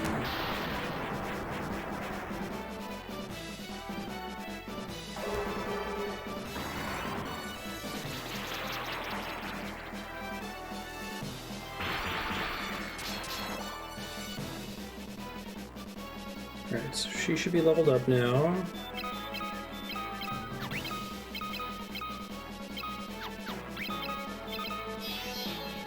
It's a shame that Ultima sucks too, given that it's like a story spell that you only get one copy of.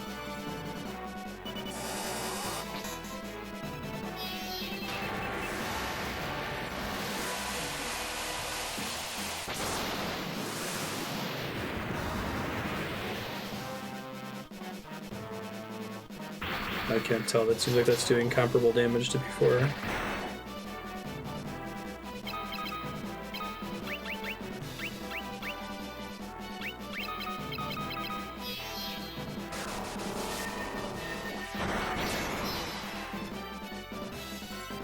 Wow. This boss has more hit points than anything else we've fought in the game so far. Flare 16, 600 damage. How their magic defense got so crazy high. Alright, someone's got Genji armor here.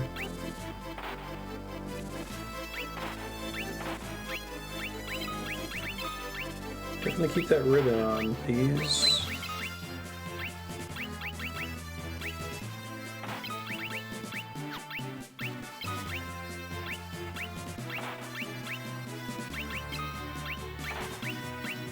Protect ring just in case.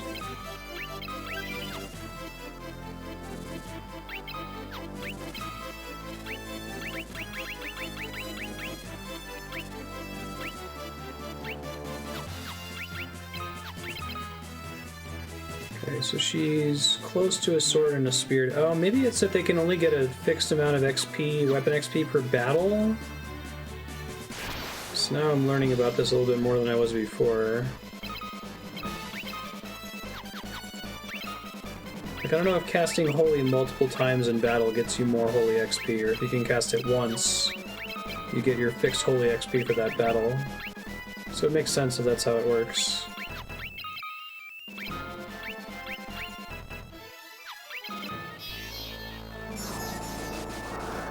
So it kind of incentivizes a variety of actions in each combat, if that's how it works. It would be cool if there was a little XP pop-up whenever you did something.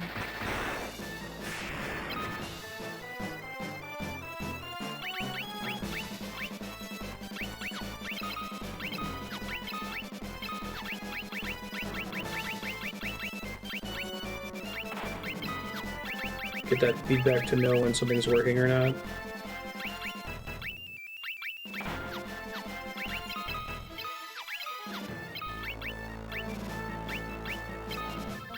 Why not?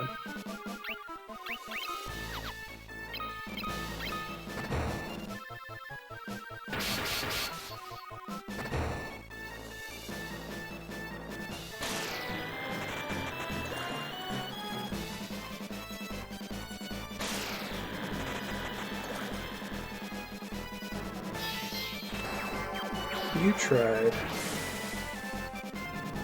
Could really get into FF2, but all the mechanics are explained. Not any other improvements.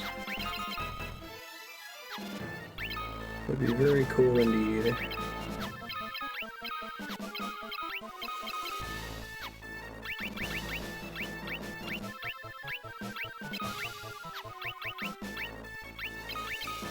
Just sit and try to iterate on this for a hot minute. I think you can come up with something great.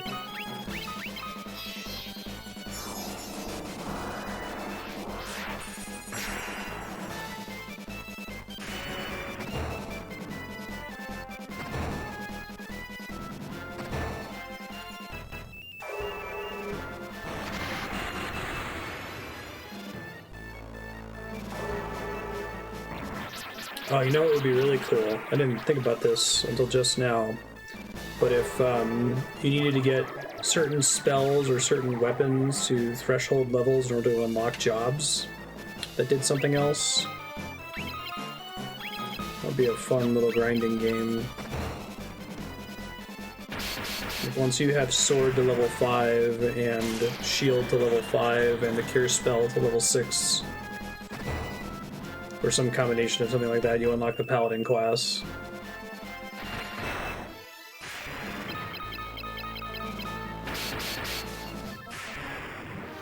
You'd have to accelerate the rate at which stuff levels up a bit, but... Alright, sword and spear evoke level 2. Give her a shield. Can I give her 2 shields? It's a build in Dark Souls 2, isn't it? One you can't start until super late into the game, but...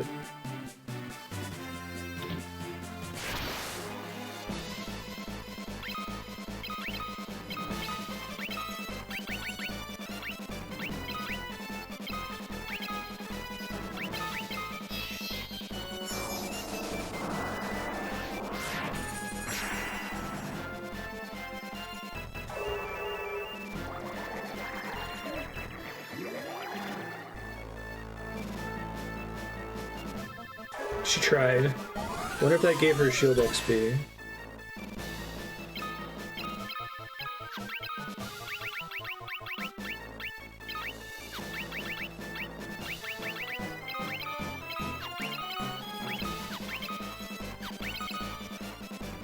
Under 10.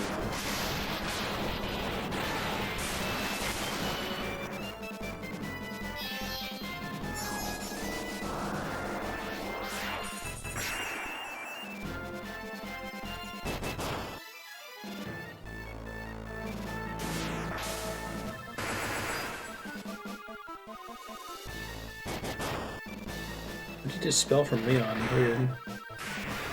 I guess it hit him, but there was nothing to dispel. Everyone else just missed, I think.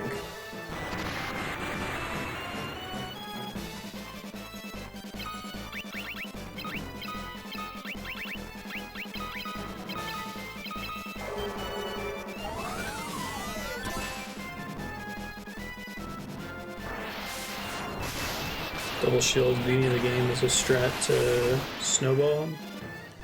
Is it what stat does it snowball? Agility or something? Stop a game over condition in this game? So I'm gonna say 9 does that, I think.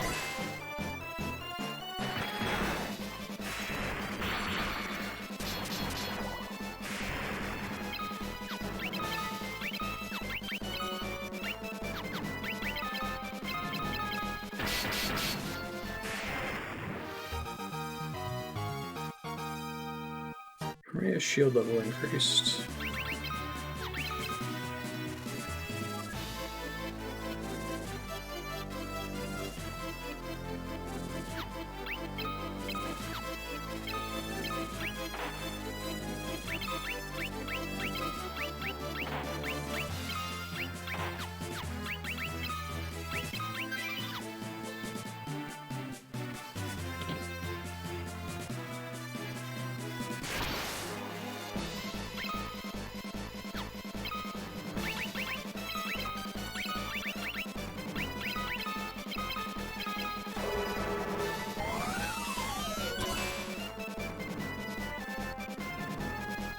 See, I just went from having level 1 in all weapons to level 2 in all weapons for Maria.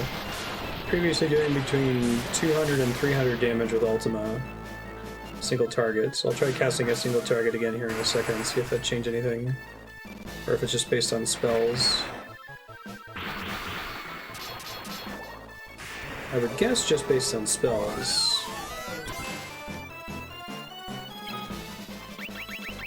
Interesting how the enemies in here are way less threatening than the enemies in the previous area right before Pandemonium.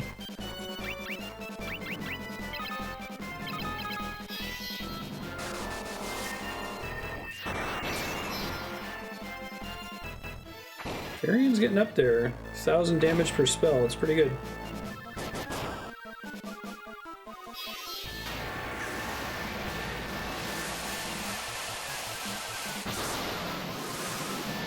At least we get to see the cool spell animations. Well, it's no change as far as I can tell.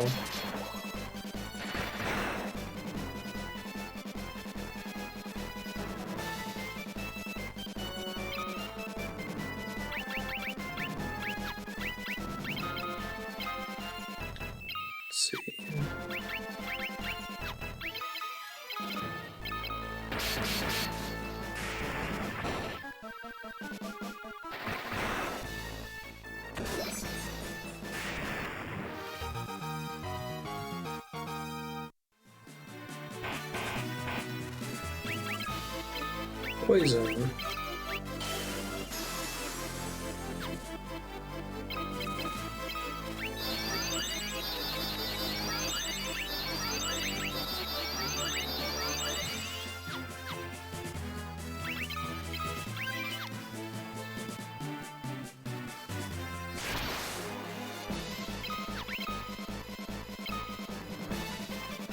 Higher speed, shield is higher evasion, speed up your early agility. And that's why Furion's so further ahead of everyone else in agility, because he has had the one shield the whole game, pretty much.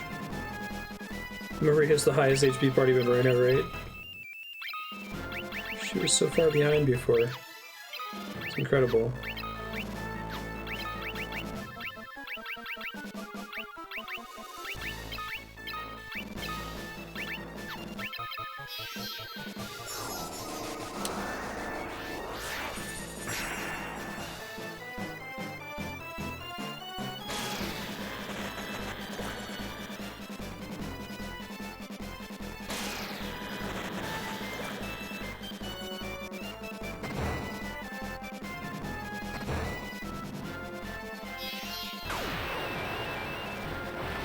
I wonder if it helps that I've not been giving her particularly good armor compared to other characters.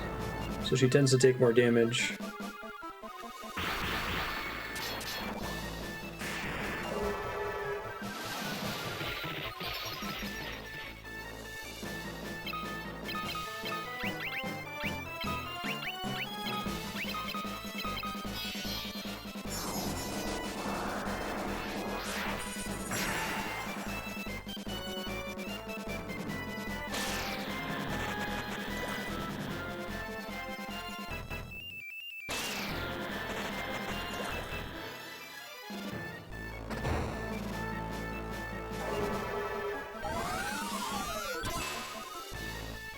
Very nice.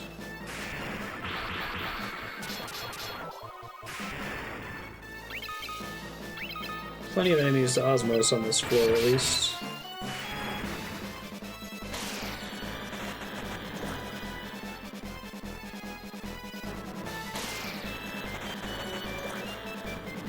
This double shield's probably not terrible if you're playing somebody as a mage, too.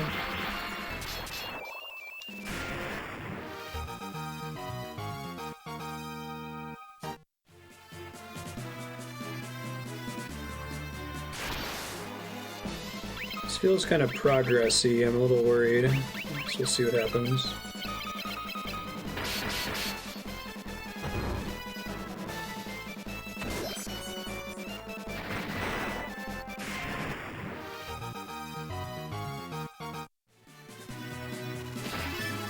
Ribbon obtained. Fantastic. Astaroth. These cool monster in a box bosses. What the heck?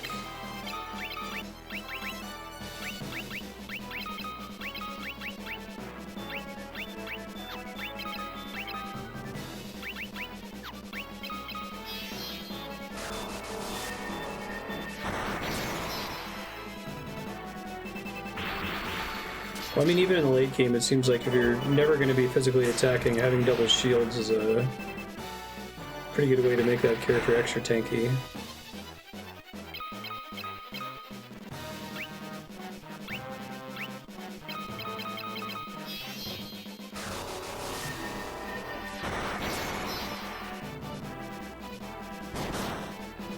Nice. Not so nice that it's a draining attack. I love that the quirk of the math that draining attacks do shitloads of damage.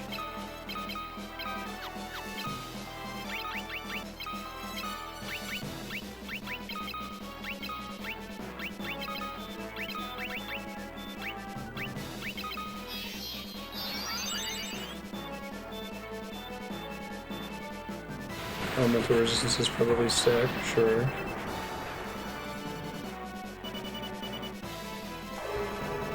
I love how terrible poison is when inflicted by the player in this game. It's like 4 damage.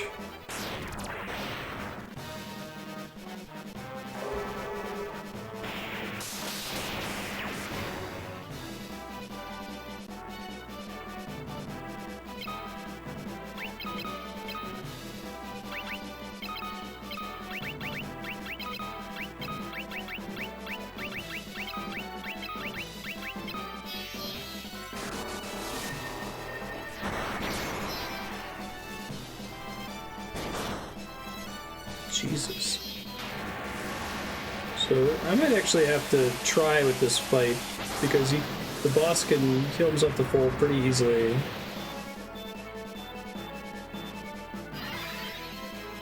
It's a little worrying. If I can land Curse, I might be able to reduce its outgoing damage. That's a good question about staves.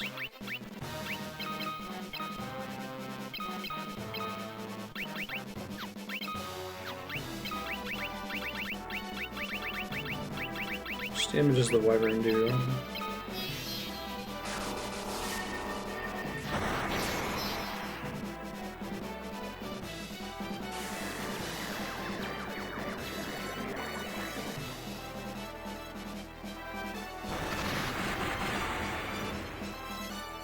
Not a lot.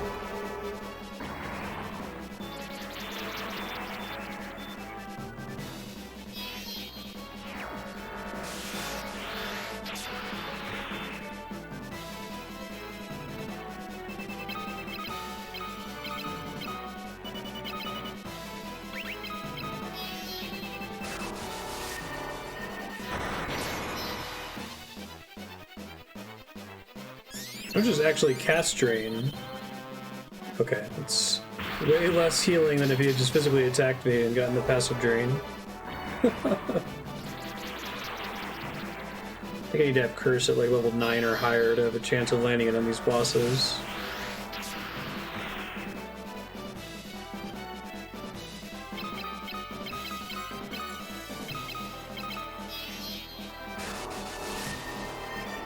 All the boss has to do is hit somebody and heal itself for 3,000 here. Hey, good, it's casting Scourge.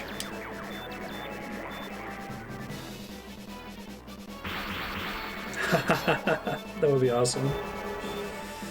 There's a lot of fun stuff. There's a lot of cool unexplored design space in Final Fantasy II's system.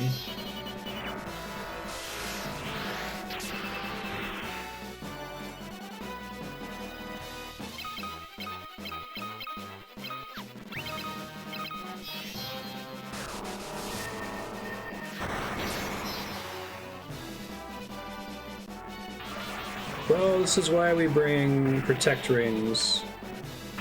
Normal terror is not as strong as it normally would be.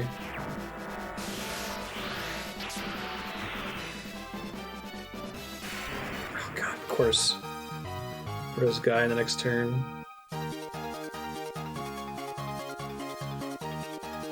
I probably would have gotten a curse level up there.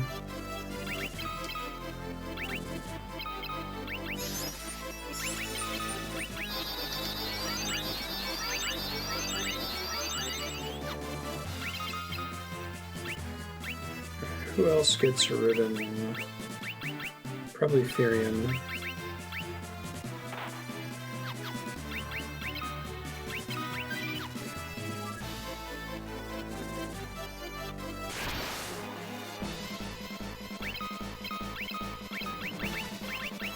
See if Ultima does more damage here.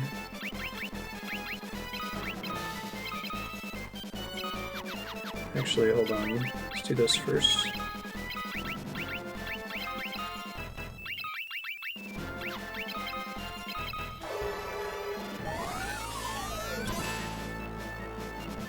Most weapons have a high accuracy penalty to magic, but most staves don't, I see.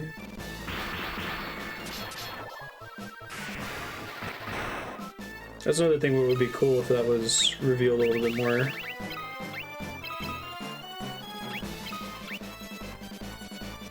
Basically, this game, it needs like one additional axis of progression or information or interaction between all the skills. Everything is kind of in its own little bucket. I guess not in its own bucket.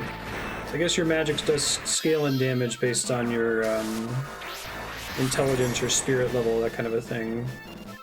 But it would be cool if like the staff stat impacted certain spells. You'd have to broadcast those interactions though, which the game doesn't seem to really want to do too much of.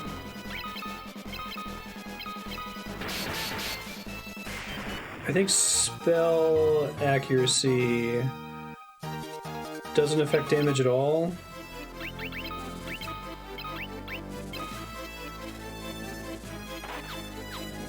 It would only affect whether a status spell lands or not. Oh, you think so? Curious if I take it off temporarily.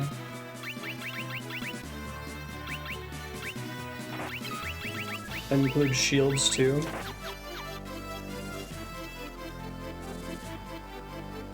This looks like progress. Let me save really quick.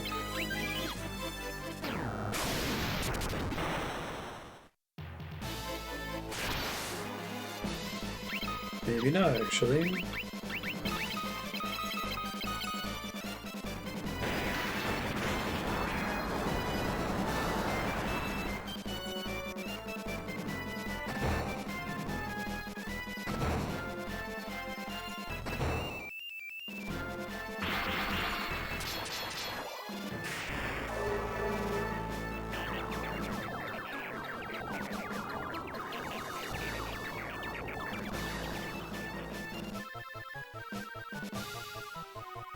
Maybe it would have mattered earlier in the game.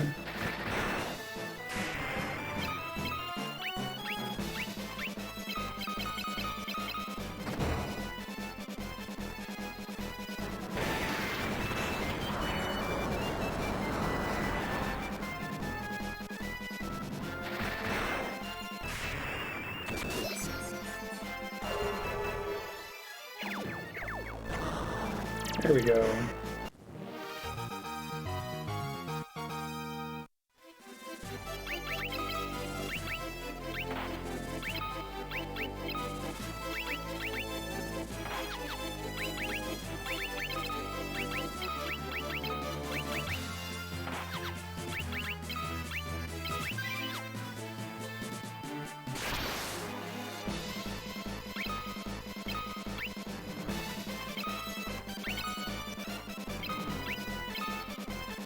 Spell damage includes a series of hit rolls with successes multiplied by a base damage value. Oh, accuracy would affect the damage. Let me try. Have a good sense of how much damage Holy does. Let's see what changes if I...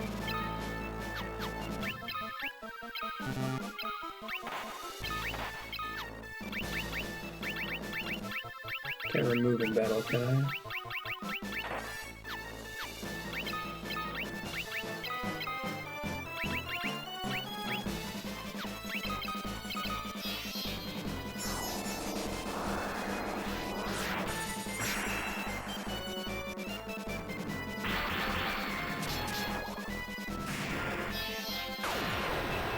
And staffs still have an accuracy penalty, just not as large of one.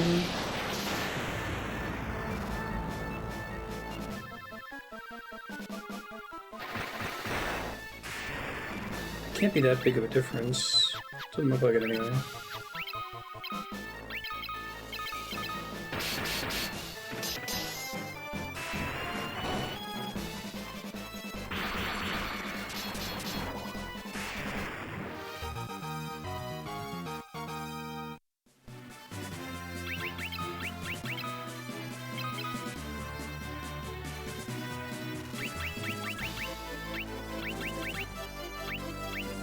I'm curious at this point.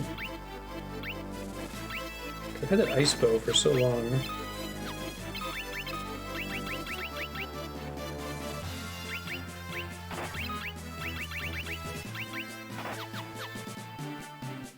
Let's try with Holy on Furion. I'm missing some chest rooms, probably.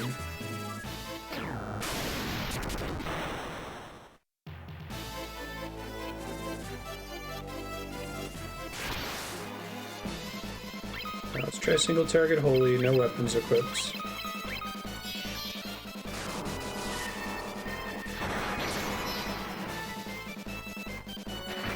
It's about the same single target damage it's been doing.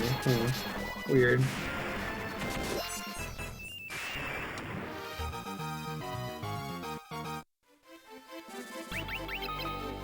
Maybe that's in the code, but it doesn't actually work. Like, what is it? Magic Evade and, Final Fantasy VI is technically broken.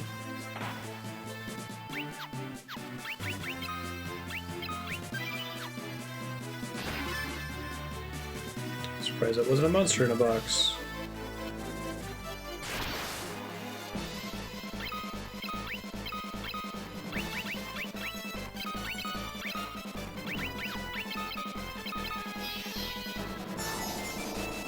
Regular evade one that was broken.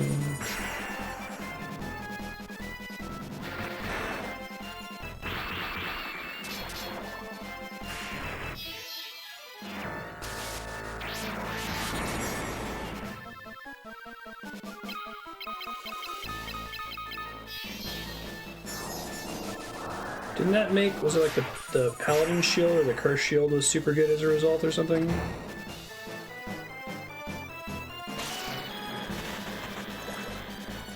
I don't know if they ever fixed that in the later releases of the game.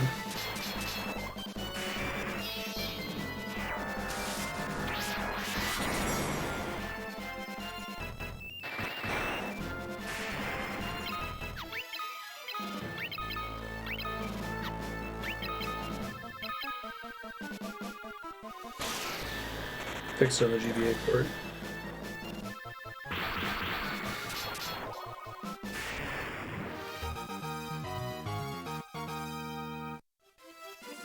Maria's holy level increased.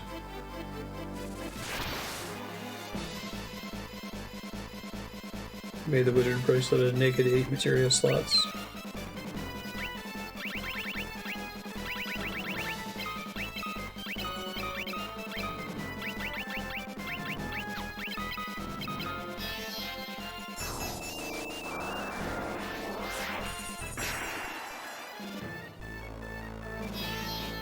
Oh yeah, the blind status effects. Because it was supposed to penalize accuracy, but because regular evade was broken, it didn't do anything. Now that seemed to do more damage that time. That last cast of Ultima? That's with an extra level of Holy.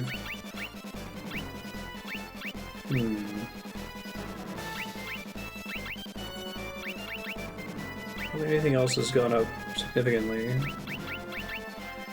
So normal spells, they don't seem to jump in damage every level up. It's like every couple level ups they like jump a tier, and when their animation changes they do quite a bit more damage. So maybe I crossed some kind of threshold when Holy got a level up there. Maybe.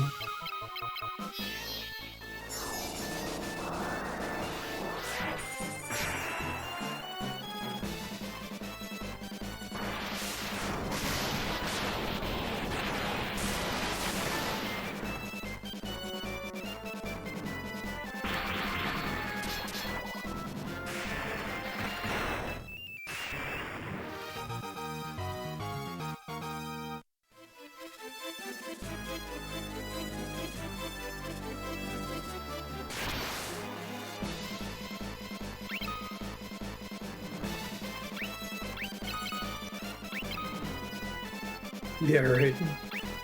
I think enemy spells in this game are broken somehow. I don't know the details, but I've taken no damage from enemy spells for most of the game. And I don't think that I don't think my party's magic defense is particularly high because enemy spell casting was very rare early on, so they didn't really have the opportunity for their magic defense to go up.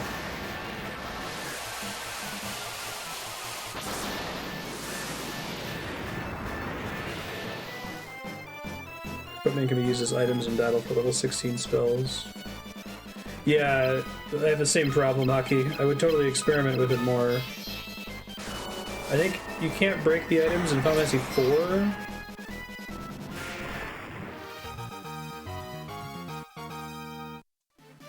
Oh, spirit effects and defense? Maybe. But the whole party never takes damage from spells, even like new guest characters. They'll get shredded by physical attacks, but...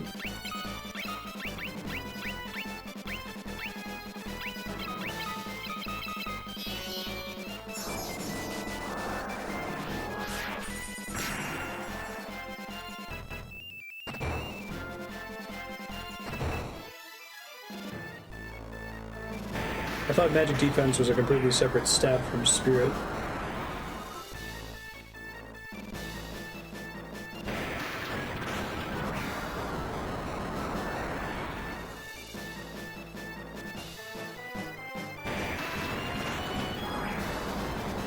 Yeah, I don't think I've ever been hit for a significant amount of damage from any spell ever in this game.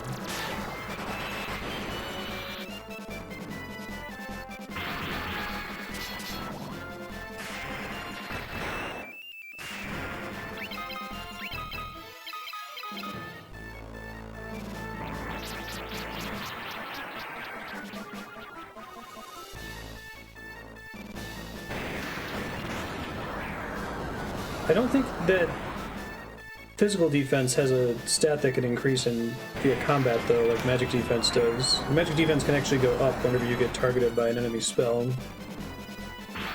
You might be right, though.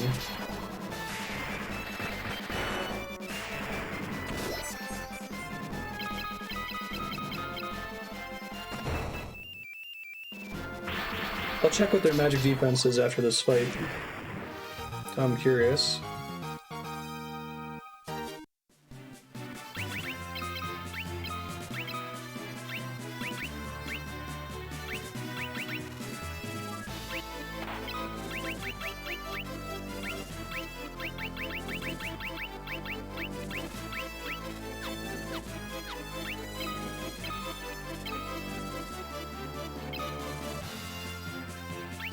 To 99%. Leon's a paltry 7 to 83%. Oh wait, so 12 is the level that they have. 99% is how much they evade. Ethiopian is practically invincible. Yeah, MDEF is something that can level up independently. But defense doesn't level up independently from stamina, weirdly enough.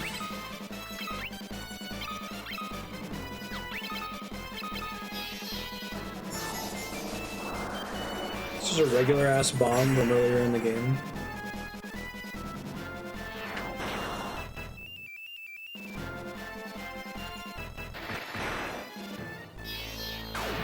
Stamina determines how much HP a character will gain, and the next HP increases after a battle. It's so strange. Yeah, Ultima is suddenly doing okay AoE damage now. Basically nothing changed other than I got one holy level up.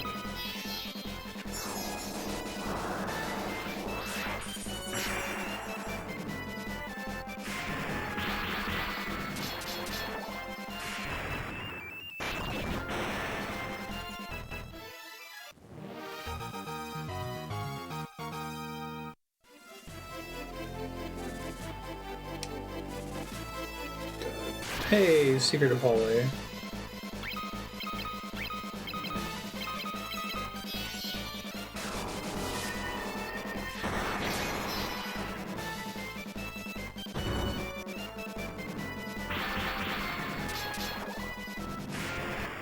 She's super dead. Everyone can be immune to death now.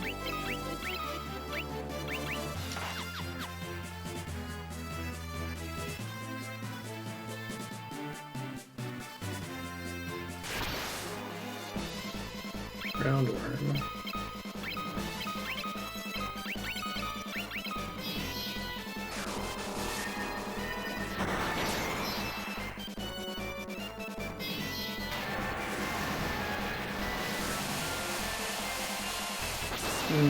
That makes sense, Walter. I was trying to figure that out.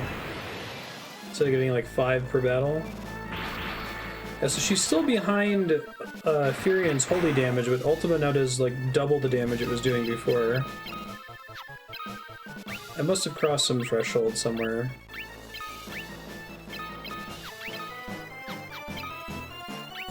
Maybe it only cares about damage dealing magic attacks?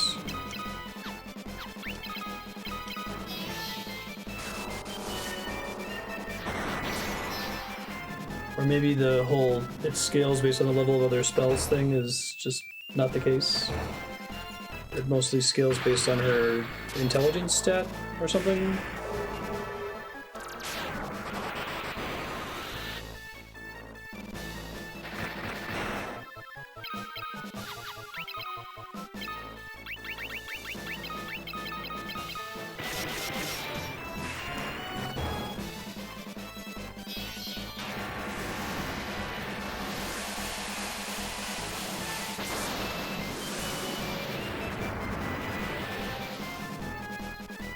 Yeah, right? I can't believe they haven't. I've seen the weirdest, most unnecessary 300-page game FAQs listings of picking apart the math of random games.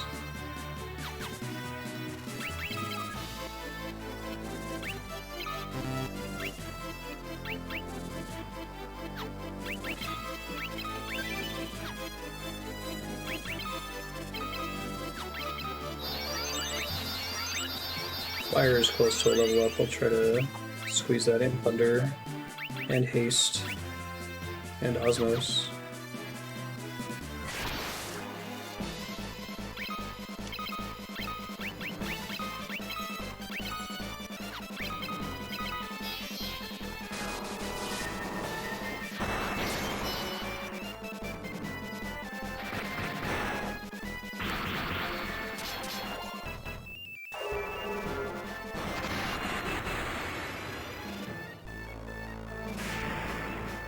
I'm tempted to do it at this point.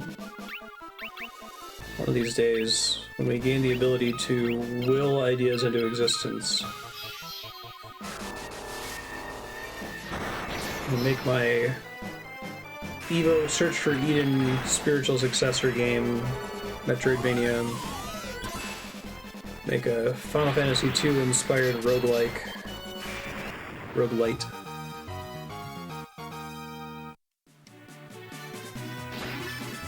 Hellfire. Oh yeah, that's a consumable item.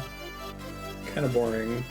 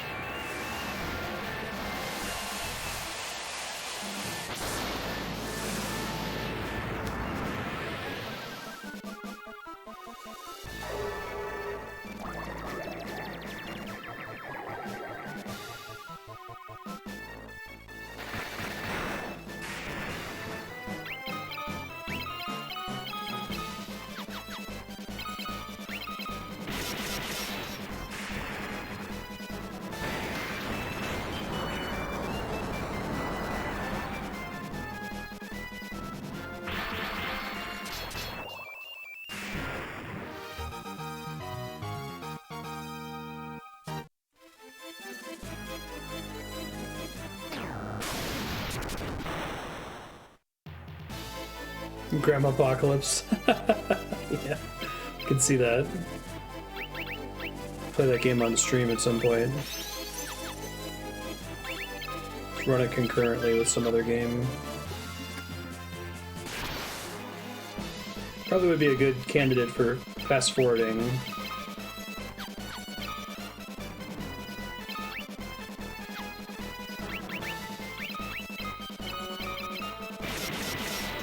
I'm not sure, but it's possible you can only get one spell level up per battle. I saw that earlier when I only got the one weapon level up before.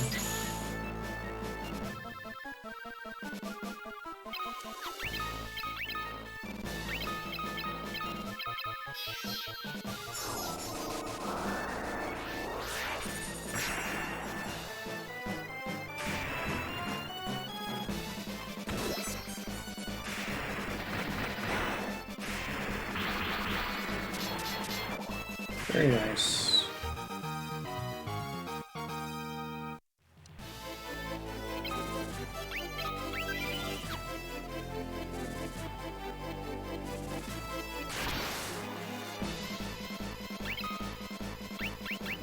King Behemoth, just regular fight. That's cool.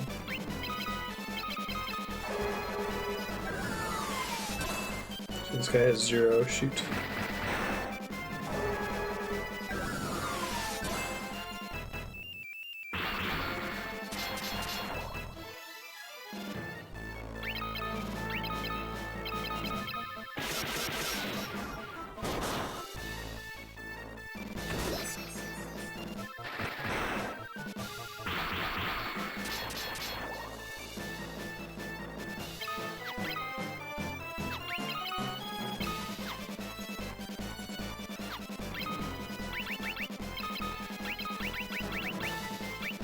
Thunder was close to a level up, I think.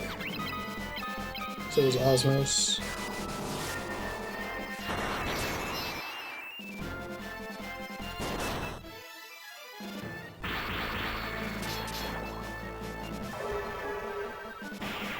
We'll see if I can get multiple levels in one fight.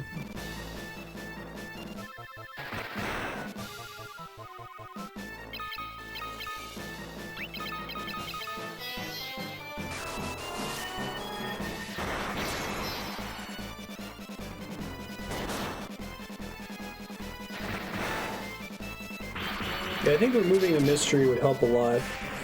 Like, just having a pop-up over a character's head whenever they gain something instead of it being at the end of the battle. I think she cast Osmos first, so that was all she was able to get. Wait, seriously? Are they for real with this room?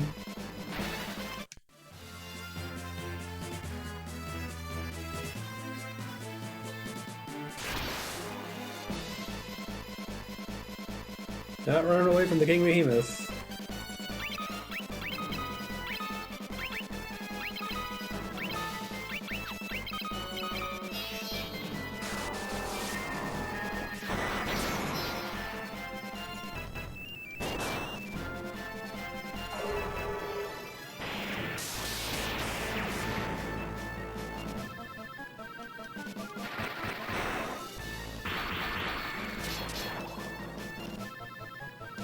So you can get one spell level up, one weapon level up, and then one of each other stat level up per combat, I think.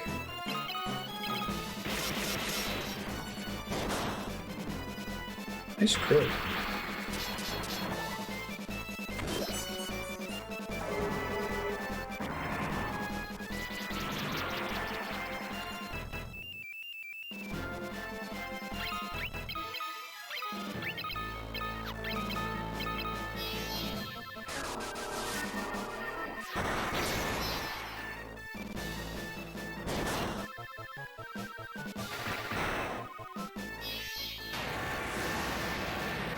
Surprised Guy is only like level 11 fists or something.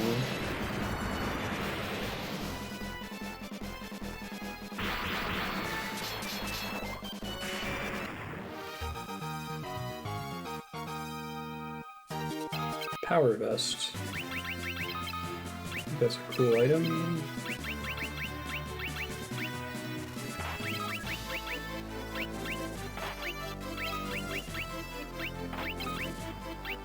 If they die, they die.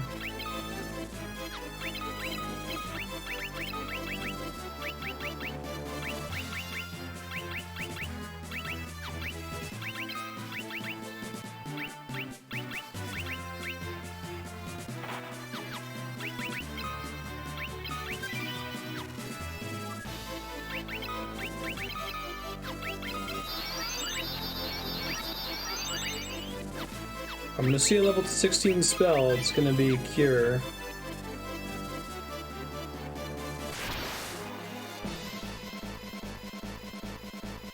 I wanna explore this room.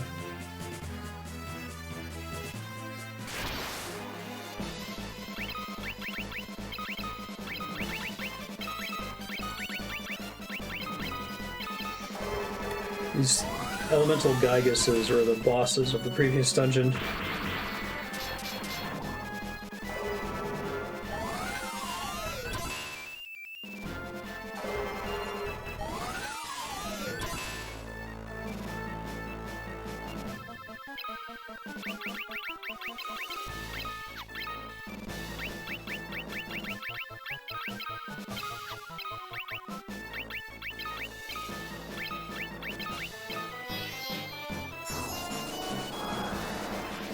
This is a pretty long dungeon. It's comparable, I assume, to the final dungeon in Final Fantasy III. Infamous one.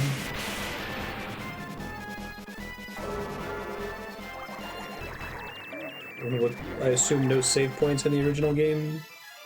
And the chance you'll get a greater Malboro that'll hit you with silence and mini and all that other bad crap. Bosses becoming regular enemies. I agree.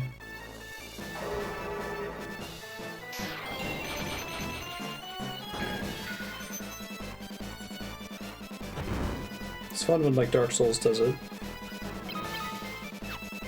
Although unfortunately they mostly use it in the worst area of the game.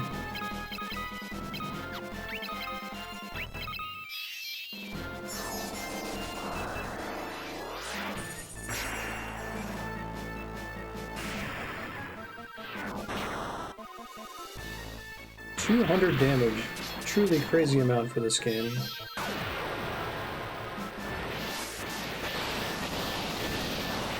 It continues to play the group animation, but I think it might still do single target damage. Yeah. It's getting to be not terrible.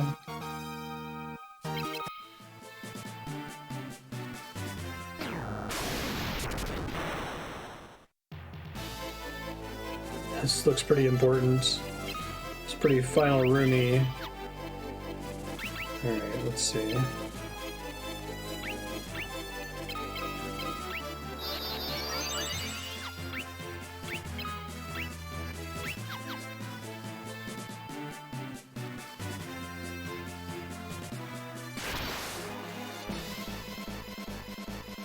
Cool new battle background.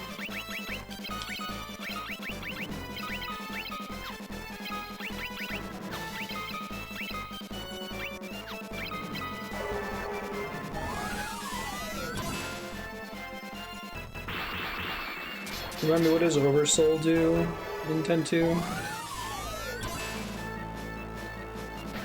My main memory of 10.2 is the Angramane new boss, and having to use the busted thing in that game was the happy trigger attack or whatever. It's the one where you could like press R1 and shoot multiple times and do damage cap every hit. Anything in a Final Fantasy game that lets you do that is usually pretty busted.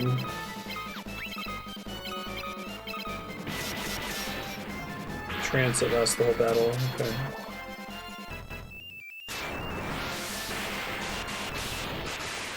Wasn't Trance the worst take on limit breaks in the series?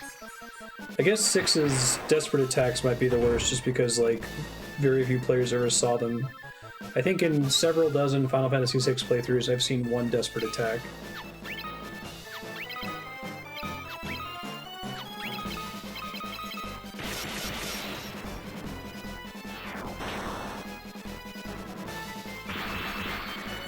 I thought limit breaks in 7 were kind of fun. 8 were broken because of the way you could fish for him. Trance was kind of lame in 9. I liked how there were different ways to generate overdrive in 10. That was a cool idea, but also became broken pretty quickly. I guess there were certain like arena fights where you could take advantage of that, which is a neat idea.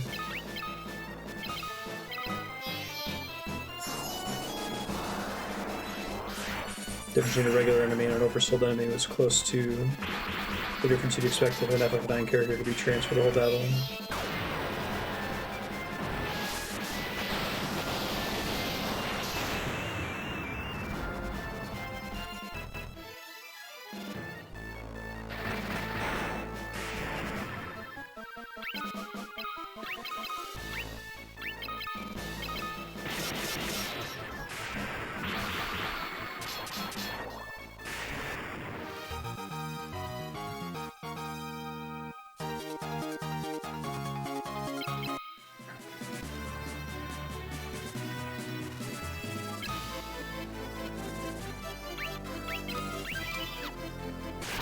What's up, dude? Got a blue dragon right in front of your door.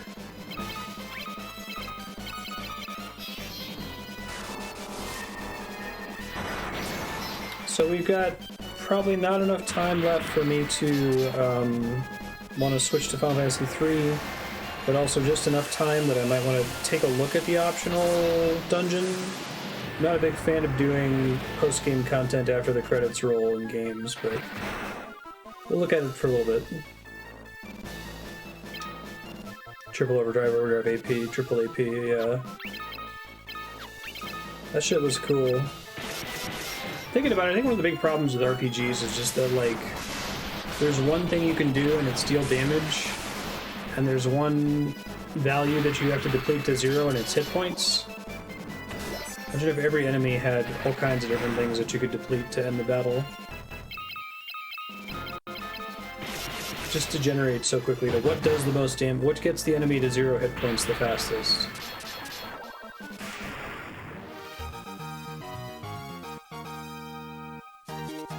And 6 lets you deplete their MP too, but that's 2 things. You almost never are going to get an MP victory.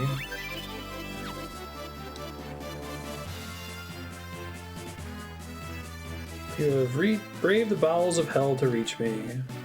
But the hand of man which deals in false justice and forsaken love can never hope to defeat the Lord Master of Hell. Cool. I like his new sprite.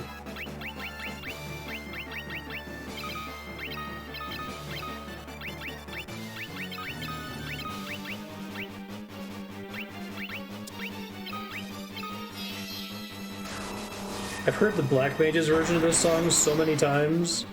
This is the second time I've heard this song in the original game, I think. Oh wow, a spell that did almost 1,000 damage. Dang.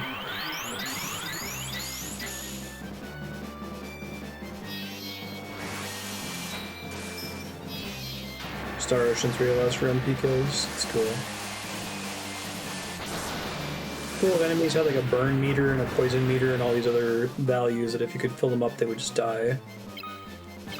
This enemy is highly resistant to physical, but if you can max out its bleed meter, then it will die.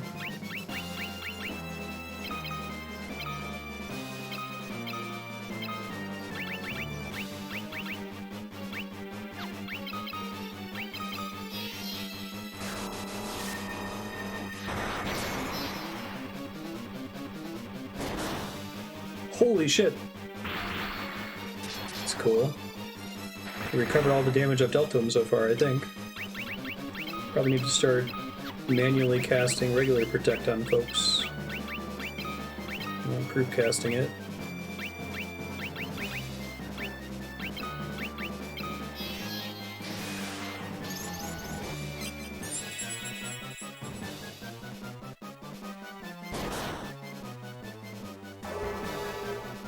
Well, maybe Protect doesn't affect drain attacks.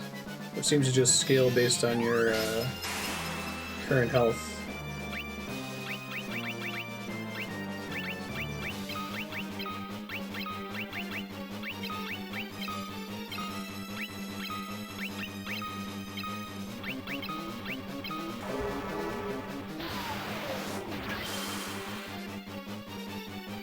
Stop missing.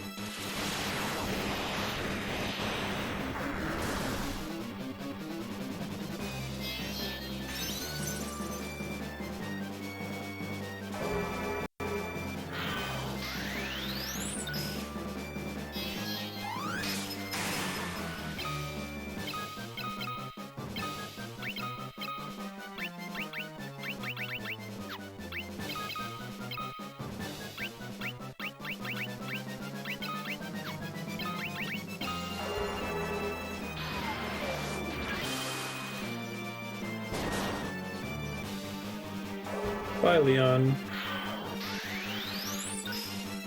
Wrong character. Oops.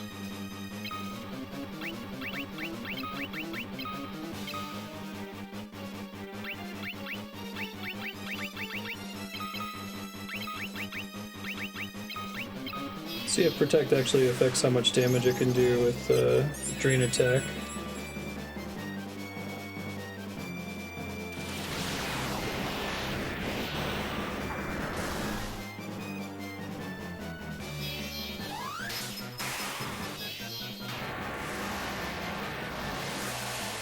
Because it he can hit you and just completely heal all the damage you dealt to him, basically. I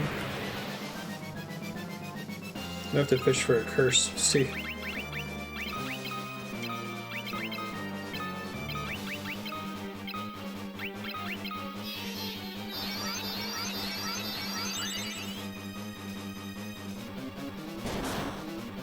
Okay, yeah, protect doesn't help at all.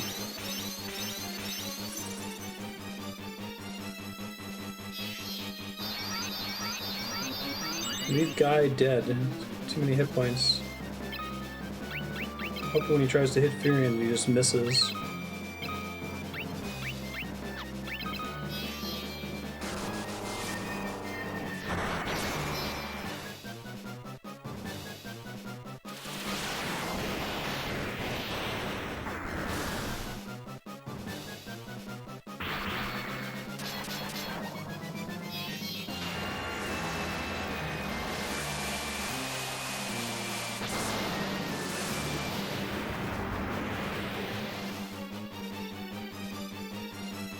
I never leveled Blink up very high, but if he misses, that would probably help with the physical attack.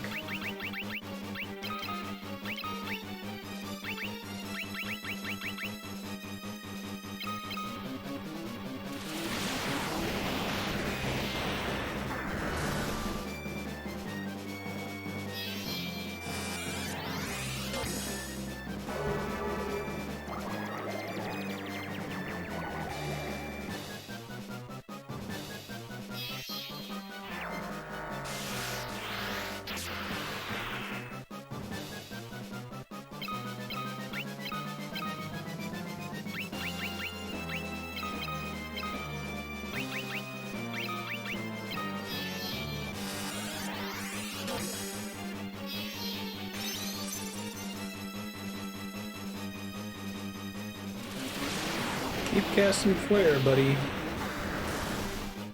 I want to Osmos him because he's NP, so he's not physically attacking every turn.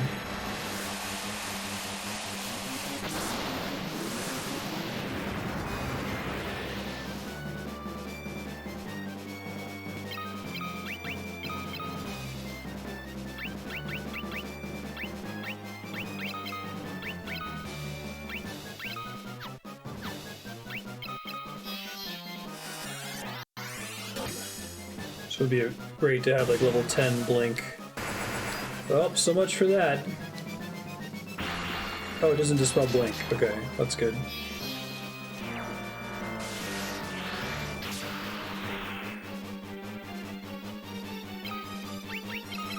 It'd be so cool if I could Toad the final boss. I assume he's immune. That would be the bee's knees, though.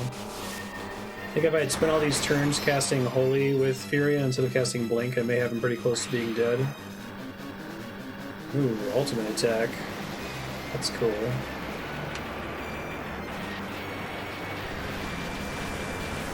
$40 damage.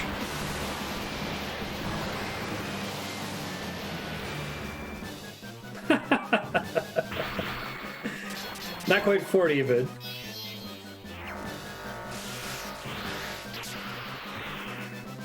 not a lot.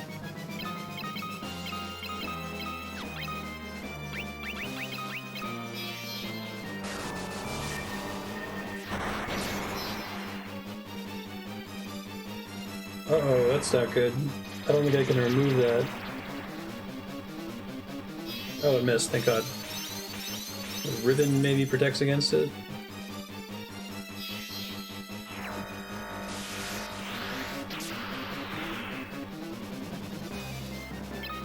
Because you can't really control leveling HP unless if you're attacking your party on purpose, right?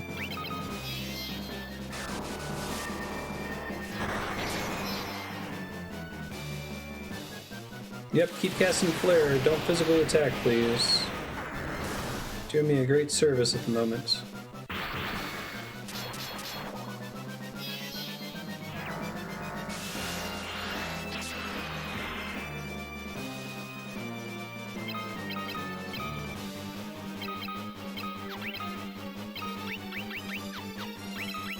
Now's the time. What if I need another elixir for the second phase? What if the second phase of this boss is just a magic pot that wants exactly 7 elixirs? I'll look pretty silly then.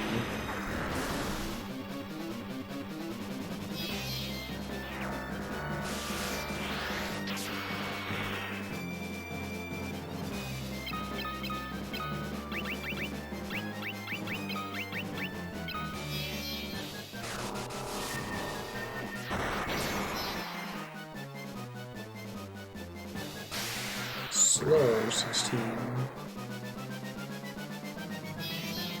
Nice try. You were making an RPG. It's such a mean thing to do.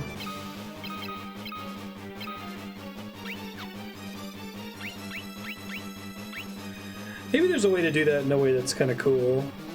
Like an Easter egg for the final fight. For the player that's obsessive and does that, you give them something special.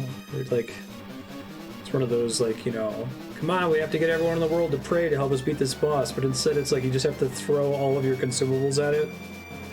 And if you don't have any consumables, it's still winnable, but it's just much more difficult.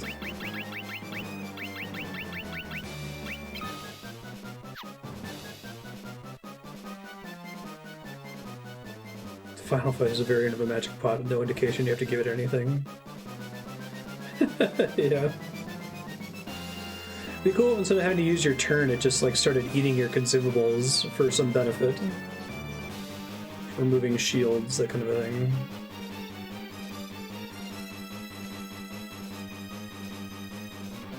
Only items you have 99 of.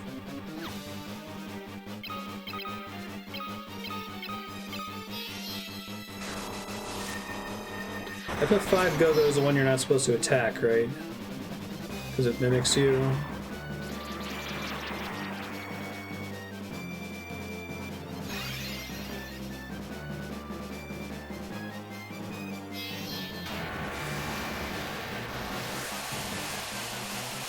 Can't believe even with constant holy spam, I didn't get holy anywhere near level 16.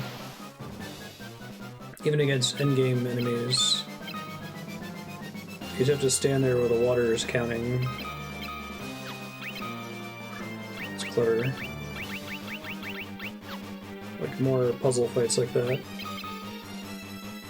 He hasn't physically attacked in a really long time. I wonder if having Blink up discourages him. Or we've just been really lucky.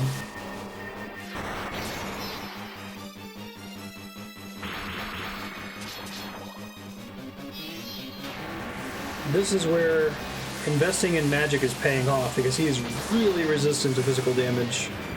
Leon's hitting for like 50 per attack, even on a crit. A final hit is with Ultima. A pretty cool background disappearing animation.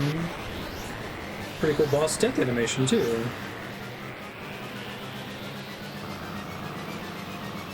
Toad 16 rewards from the Snowmobile minigame include Genji equipment. Imagine farming Toad to 16 with Josef, Jesus. Defeated by insects like you, not once but twice. Who are you? Unga!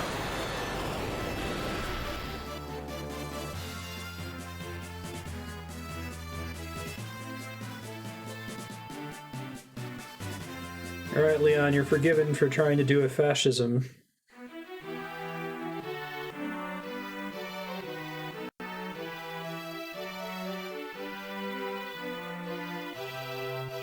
It's finally over, isn't it?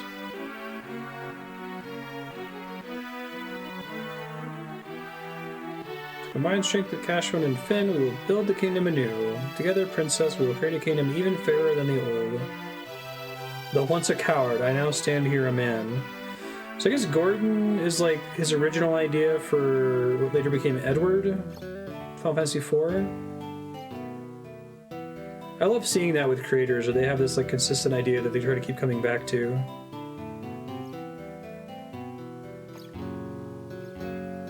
The Bloodsword wrecks that fight? Really?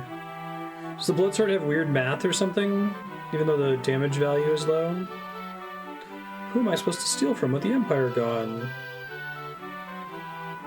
You put me out of a job.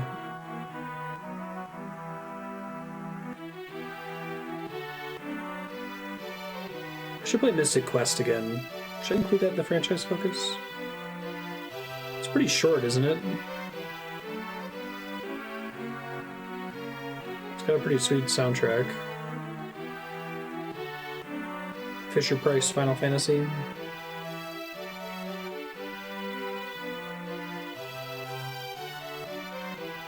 Right. I remember renting Mystic Quest after having played 4 and 6 and being really confused. Oh, it does 1/16 the enemy's max HP. I didn't realize it was a gravity effect.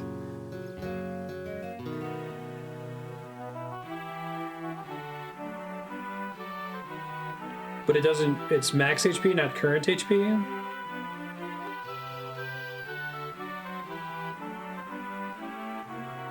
Yeah, that's awesome, sir. I'm happy to hear that. Isn't it called Final Fantasy USA in Japan?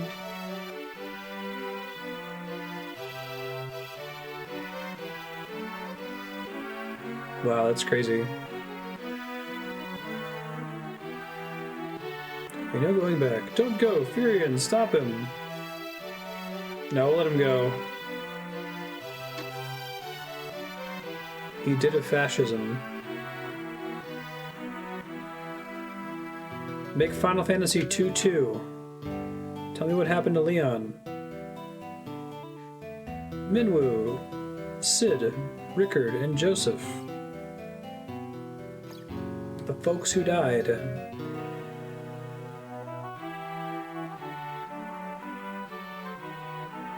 Who actually died in FF2 before Sakaguchi or his team whisked out and were like, long struggle is finally at an end.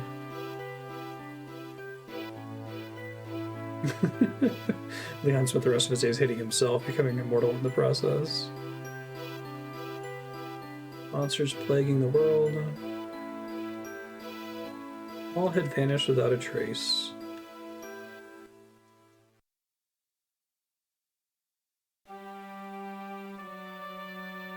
Peace had returned once more.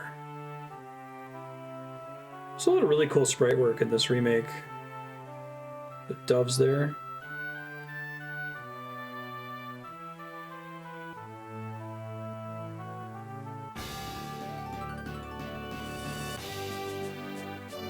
Sonic 06 of Final Fantasy. Is it that bad?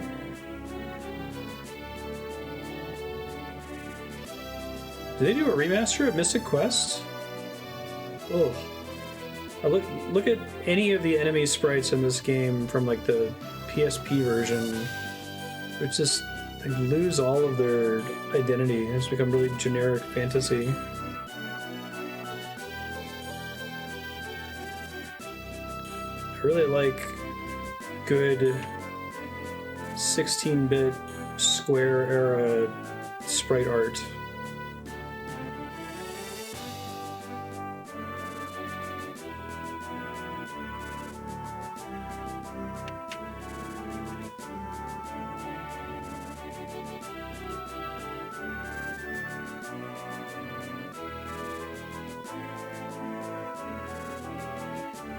Oh, it was a fan project? Okay.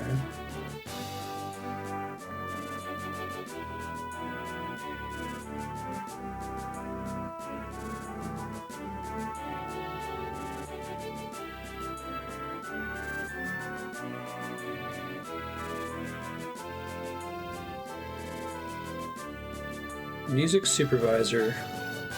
He said, hey, are you okay with these instruments used for your tracks? He's like, yeah, that's fine. I'm so sad. I just want to... I want the end of reality, the afterlife, to be the ability to, like, peek into all the other universes for as long as I want, and then the ability to self-terminate whenever I feel like I'm done. But one of the realities I want to peek into is one where Spirits Within got canceled like a month into development, and it never tanked Sakaguchi's reputation at Square, and he stayed at Square, and Uematsu stayed at Square, and they made a few more Final Fantasy games under his belt, and just see what a different direction it all went in. Hi, Ben. Are you a hungry kitty?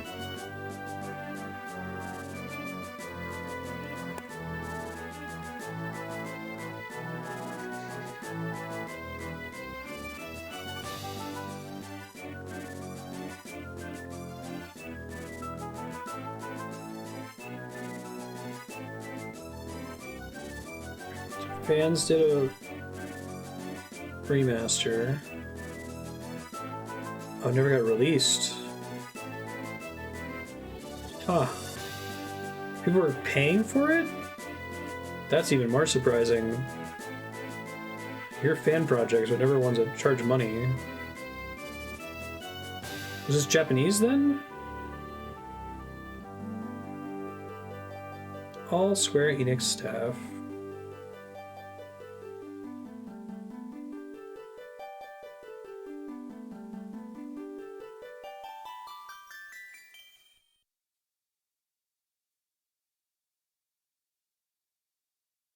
Save game clear data will allow you to play Soul of Rebirth.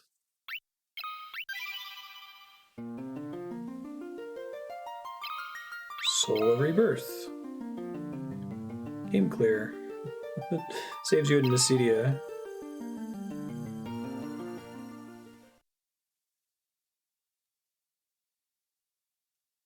Go through the door. You must take Ultima. Do not grieve. This was my destiny.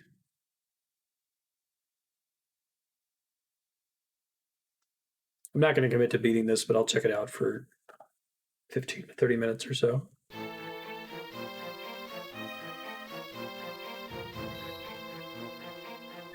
What's that noise? Is someone there?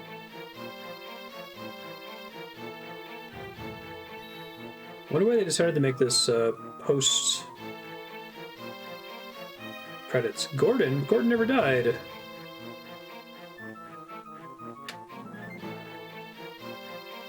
It's like young Gordon.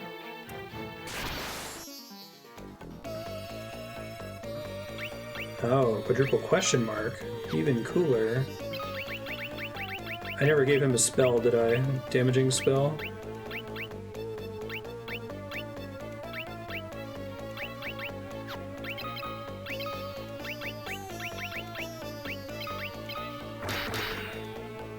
And didn't level axes up very high.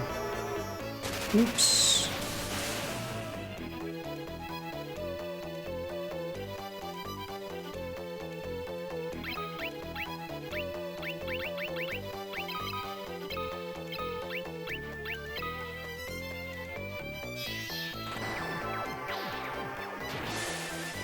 Dark design games, interesting.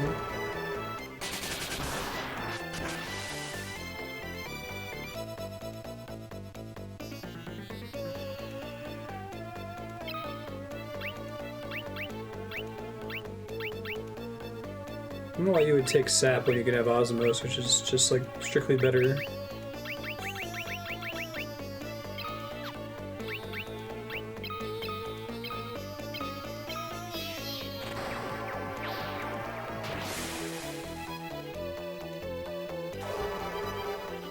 Did get Minwu up to 441 MP though. Hot dang.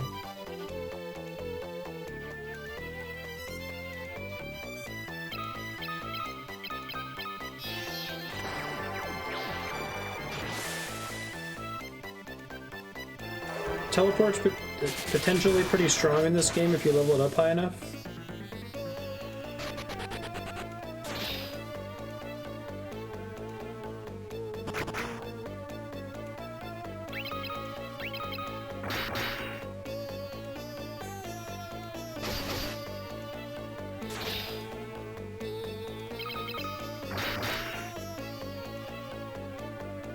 Black Knight's the first enemy in the game, the one that kills you in the scripted battle at the start.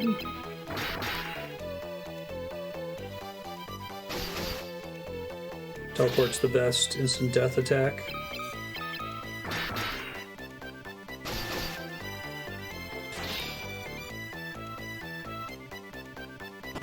It would be so cool if the final boss is not immune to Toad.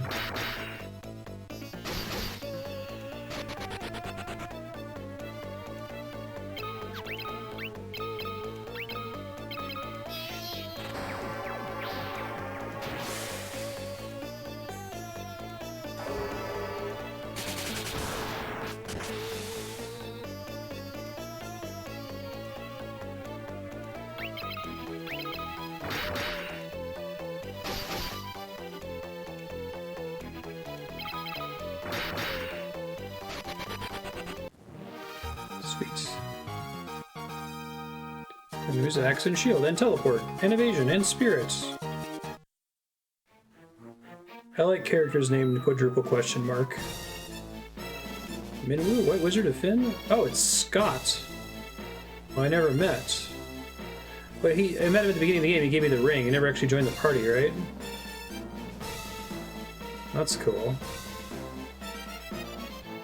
I put some cool stuff in this.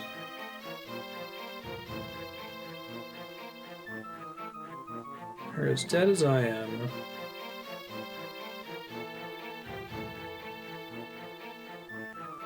Decision to give my life as my own. There's no way to break the seal binding the ultimate magic. Ultima? Has the Empire grown so powerful that we must resort to such a terrible magic? Now, he means it as in terrible, as in like terribly powerful, but could also mean confident my death was not in vain. By now, the young warriors whom you gave your ring to should possess Ultima, and they're casting it for like 200 damage per attack. Them?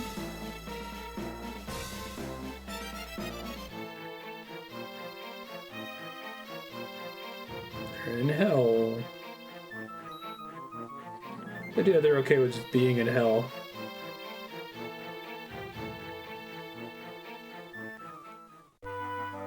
Scott joins the party.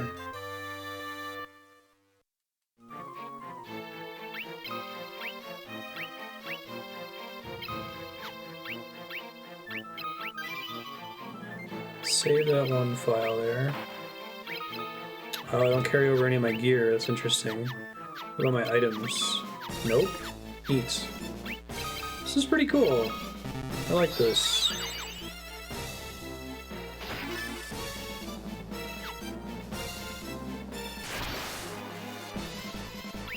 Soul Eater.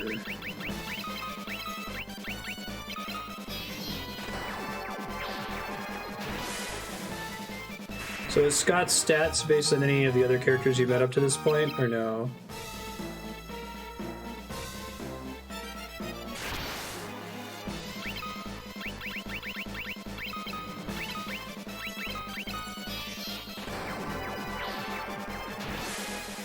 Scott's independent of everything. I see. They didn't do a Kara Galef thing with him. Kryl.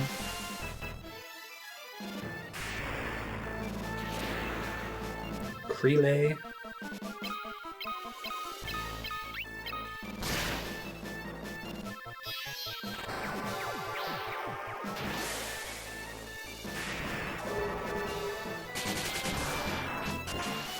Karuru. Oh, so Kara makes more sense.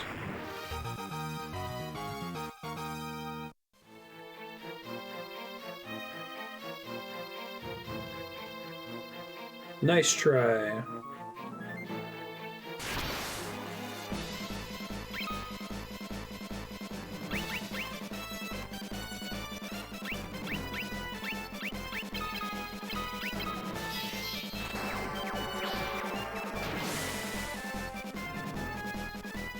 Yeah, that's fair. Oh, I appreciate it, Aki. That's a nice surprise. I have a vague memory of doing the thing where you played as Minwu, so I must have played this 16 years ago. I just don't remember anything from it.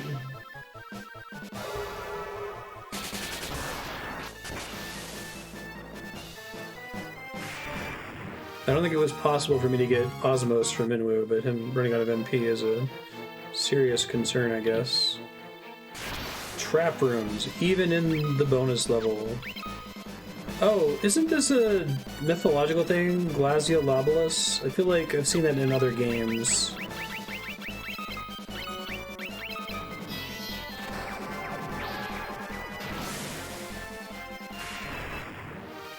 I did. Spirit increased. Karuru, Kaluru, Kalulu, Karulu, Krulu, Kluru. And Kryl, apparently. Even without getting creative.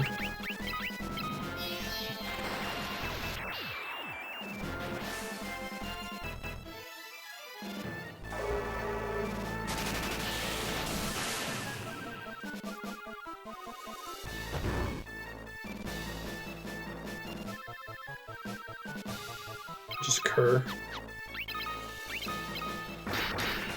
I guess there are some Japanese names, especially in like fantasy and medieval games, that are they're clearly starting from a Western name and then doing like Romaji out of it, right? Carol in the 90s.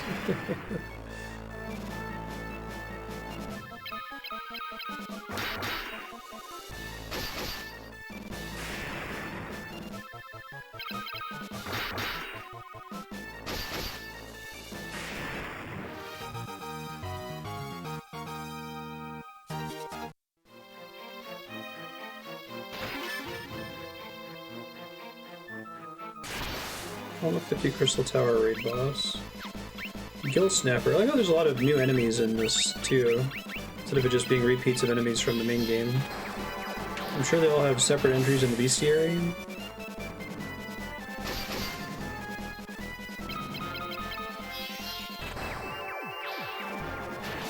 Lamalana 2.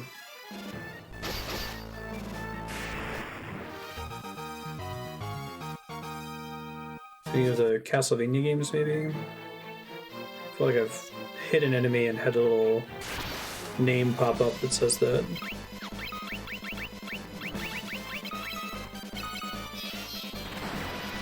I'm gonna scope out this bonus content until we find another character and see what else they're doing with it here.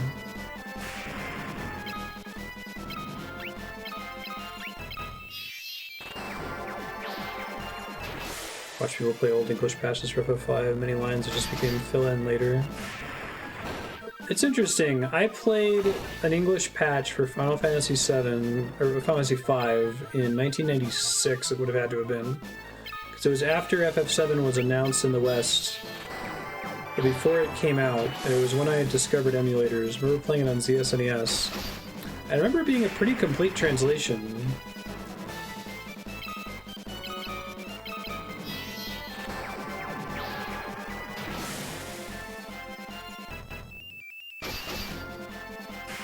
Everyone's Zozo in 6. What's he from if he's also in Lamalana? Is it some mythology?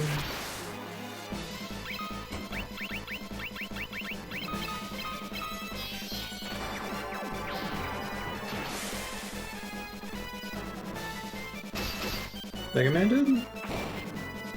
Oh, I missed it, thanks. The ones that are in Shadow Hearts? Gotcha.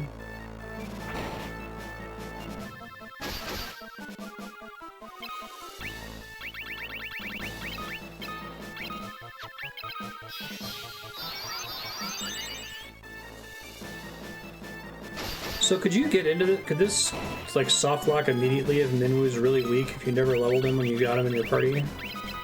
Or you run out of MP too quickly and can't heal anymore?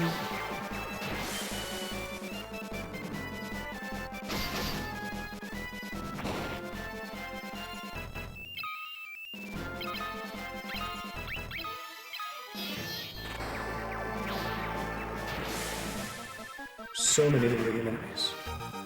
Yay, teleport! It landed. Cutting it a little close there. Just a teensy bit.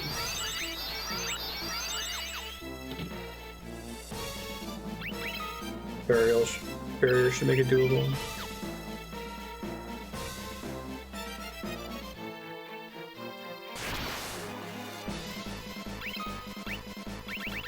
Right. Assume that's why they start you with him in here.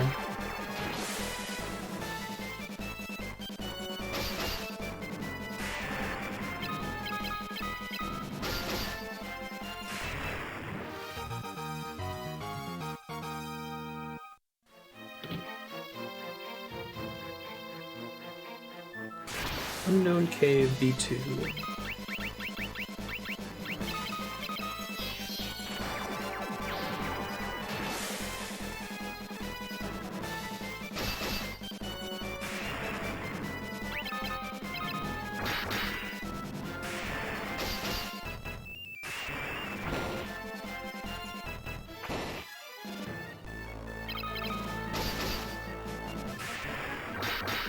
Right. It's kind of nice they give you a bunch of level 4 elemental spells.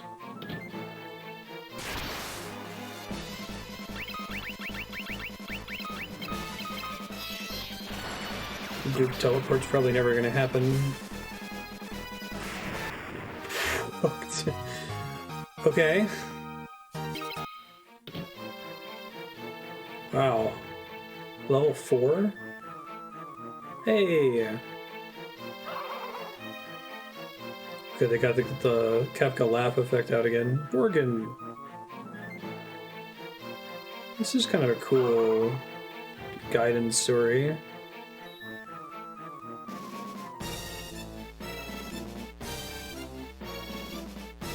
Careful, he's undead.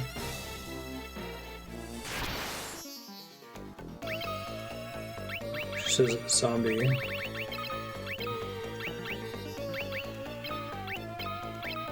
Oh, zombie Borghen, okay.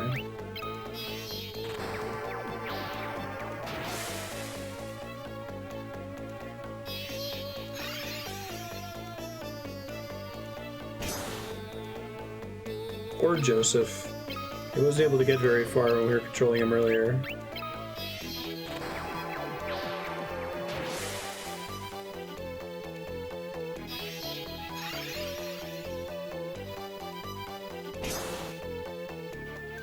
Leave Josef alone.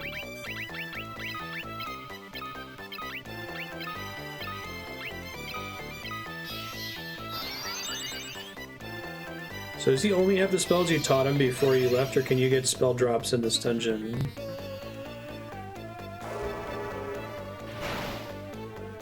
Got that extra 21 MP.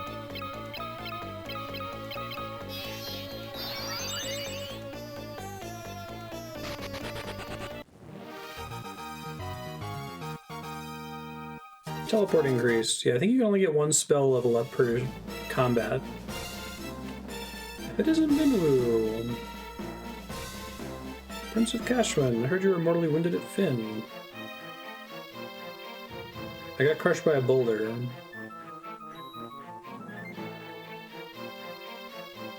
Don't regret a thing. Are we supposed to be dead? It's maybe the passage to hell. Oh, that's kind of cool. So monsters come from hell in the Final Fantasy II universe. I still think falling from the moon is one of the cooler ideas.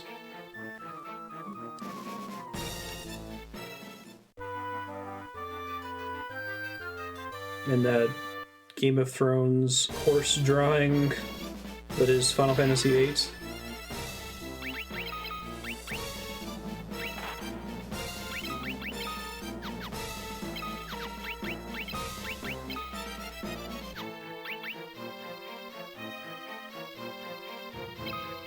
That's cool. Well,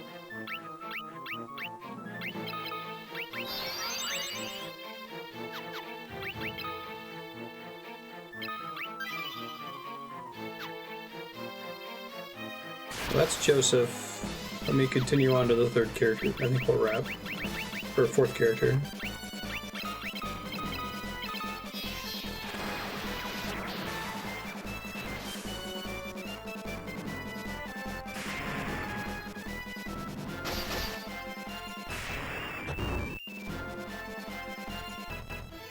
Cool, did you get your revenge on Borghen? Oh geez, enemies that drain MP.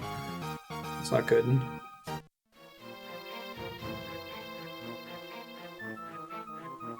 Dead end room, right? Yeah.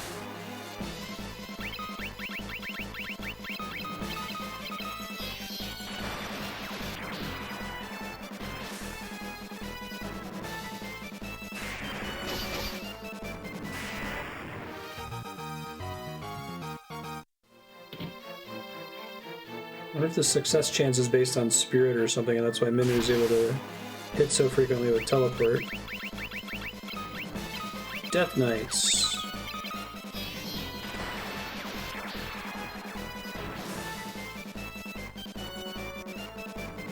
That's more like it.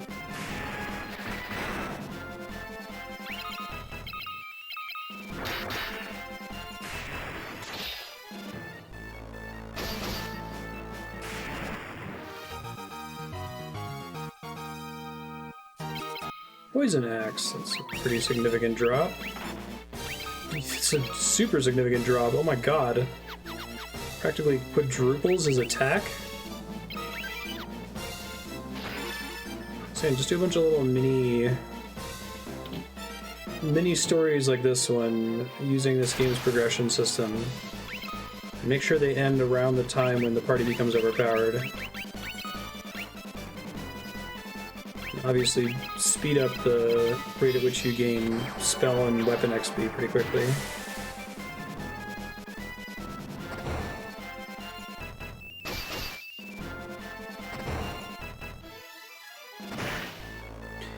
Wonder if you could do a thing where there's a finite number of battles. I guess the problem with that is if you make a mistake and you grind a stupid spell like Sap or something. But I guess if the little level vignettes are short enough and you fail, you just know not to do that next time. Maybe I'm trying to decide if you'd want to avoid the problem in Fire Emblem where there's a finite amount of XP in the game and it's very possible to waste it, right? But I feel like that's a problem in Fire Emblem because the game's like 30 hours long.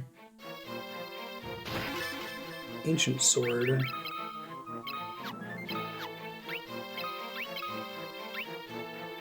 Oh, that's a nice touch. He's left-handed by default. I guess I could have made any of the starting characters left-handed if I wanted to, huh?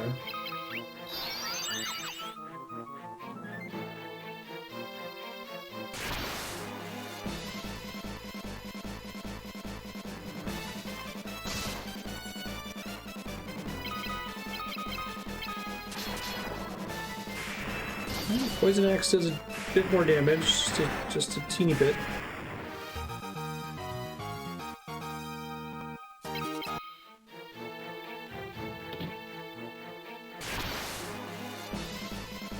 Uh-oh. Miss Vamp.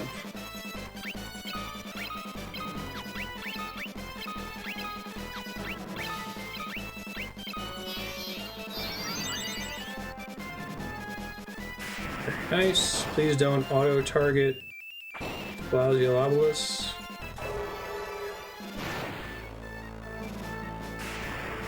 Oh, well. It's fine, I guess. Did pick up life with Josef, but not cure, because I'm a dummy. Sorry, Scott. We just leave them behind.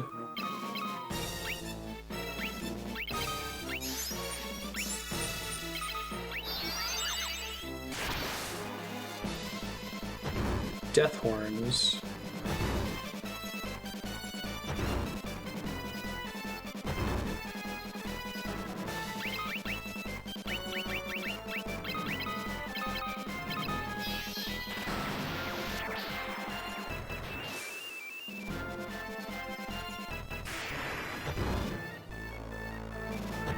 Don't you kill Josef, he's close to getting an HP level up.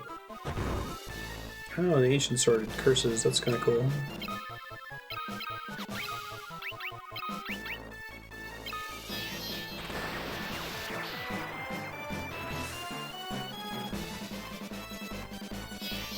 Please don't hit Scott.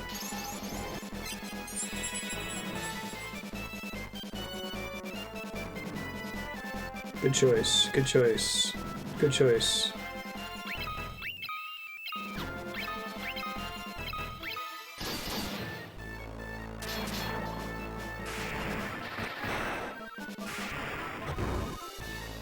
Yay!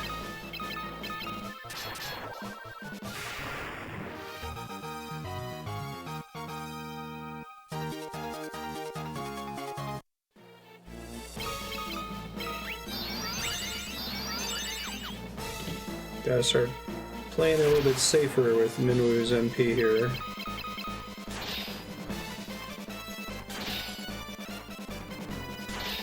Maybe I can pull off a swap if I find an enemy that has a lot of it.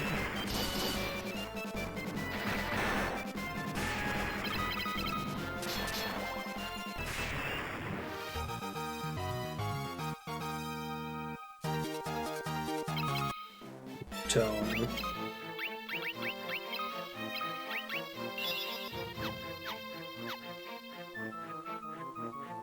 This guy's in the bestiary.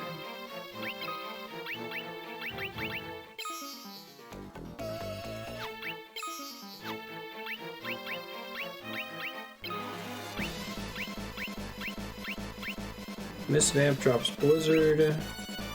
Death Knight drops Stun and Warp and a Poison Axe.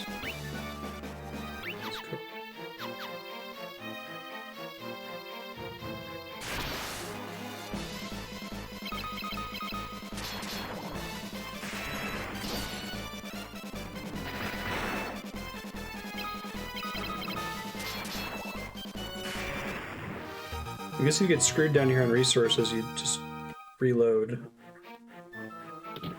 And use your resources less stupidly.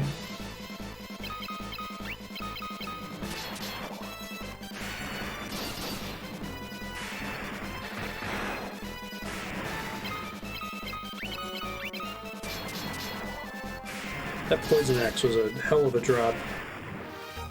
That was like the Toad Tome in the base playthrough. I think it's around and to the right, maybe?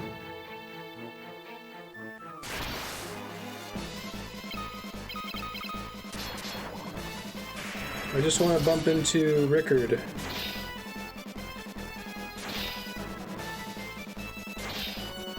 Don't kill Josef.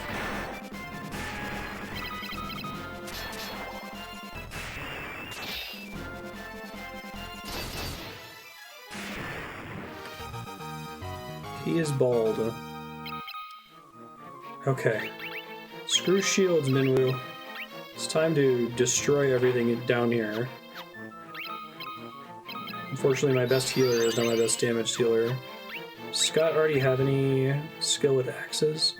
Oh, you know, it just occurred to me that I happen to have selected axes for Minwu, like arbitrarily when we were training earlier. And that's like the rare drop that's down here. But he already has level 9 axes. Mm-hmm.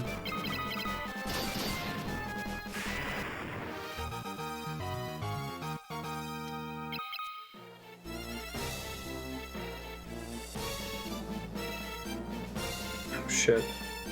Man, I'm super lost.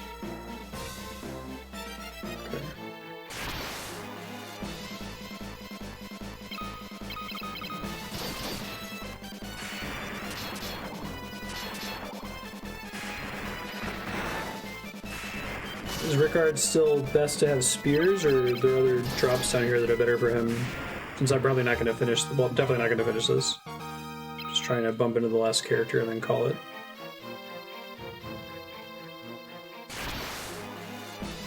I think I skipped that door because I thought it was backtracking.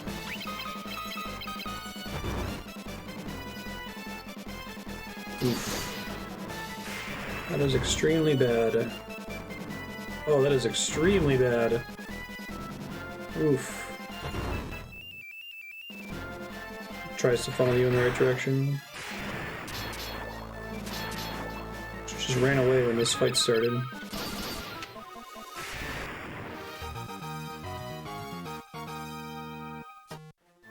At least it raised Minwu's MP.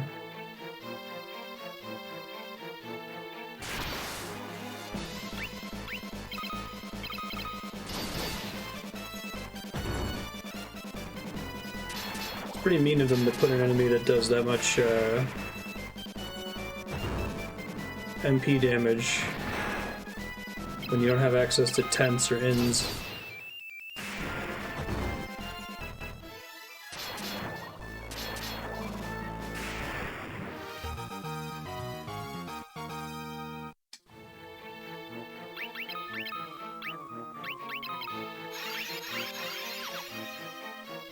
Good as we're gonna get, I think. Yeesh. I seriously don't know where the exit is. I think I'm gonna die.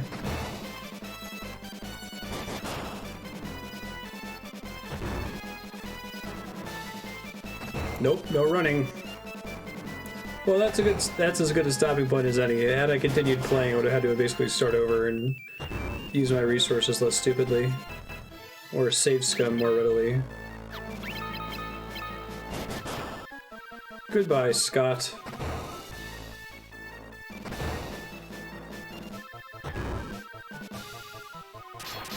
And then Minwu, Scott, and Josef died again. They were double dead.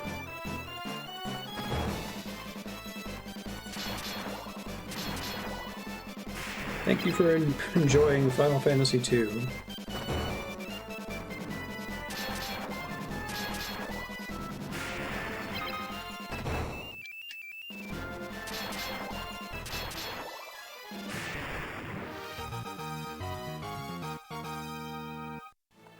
And then I only got an HP upgrade after all that.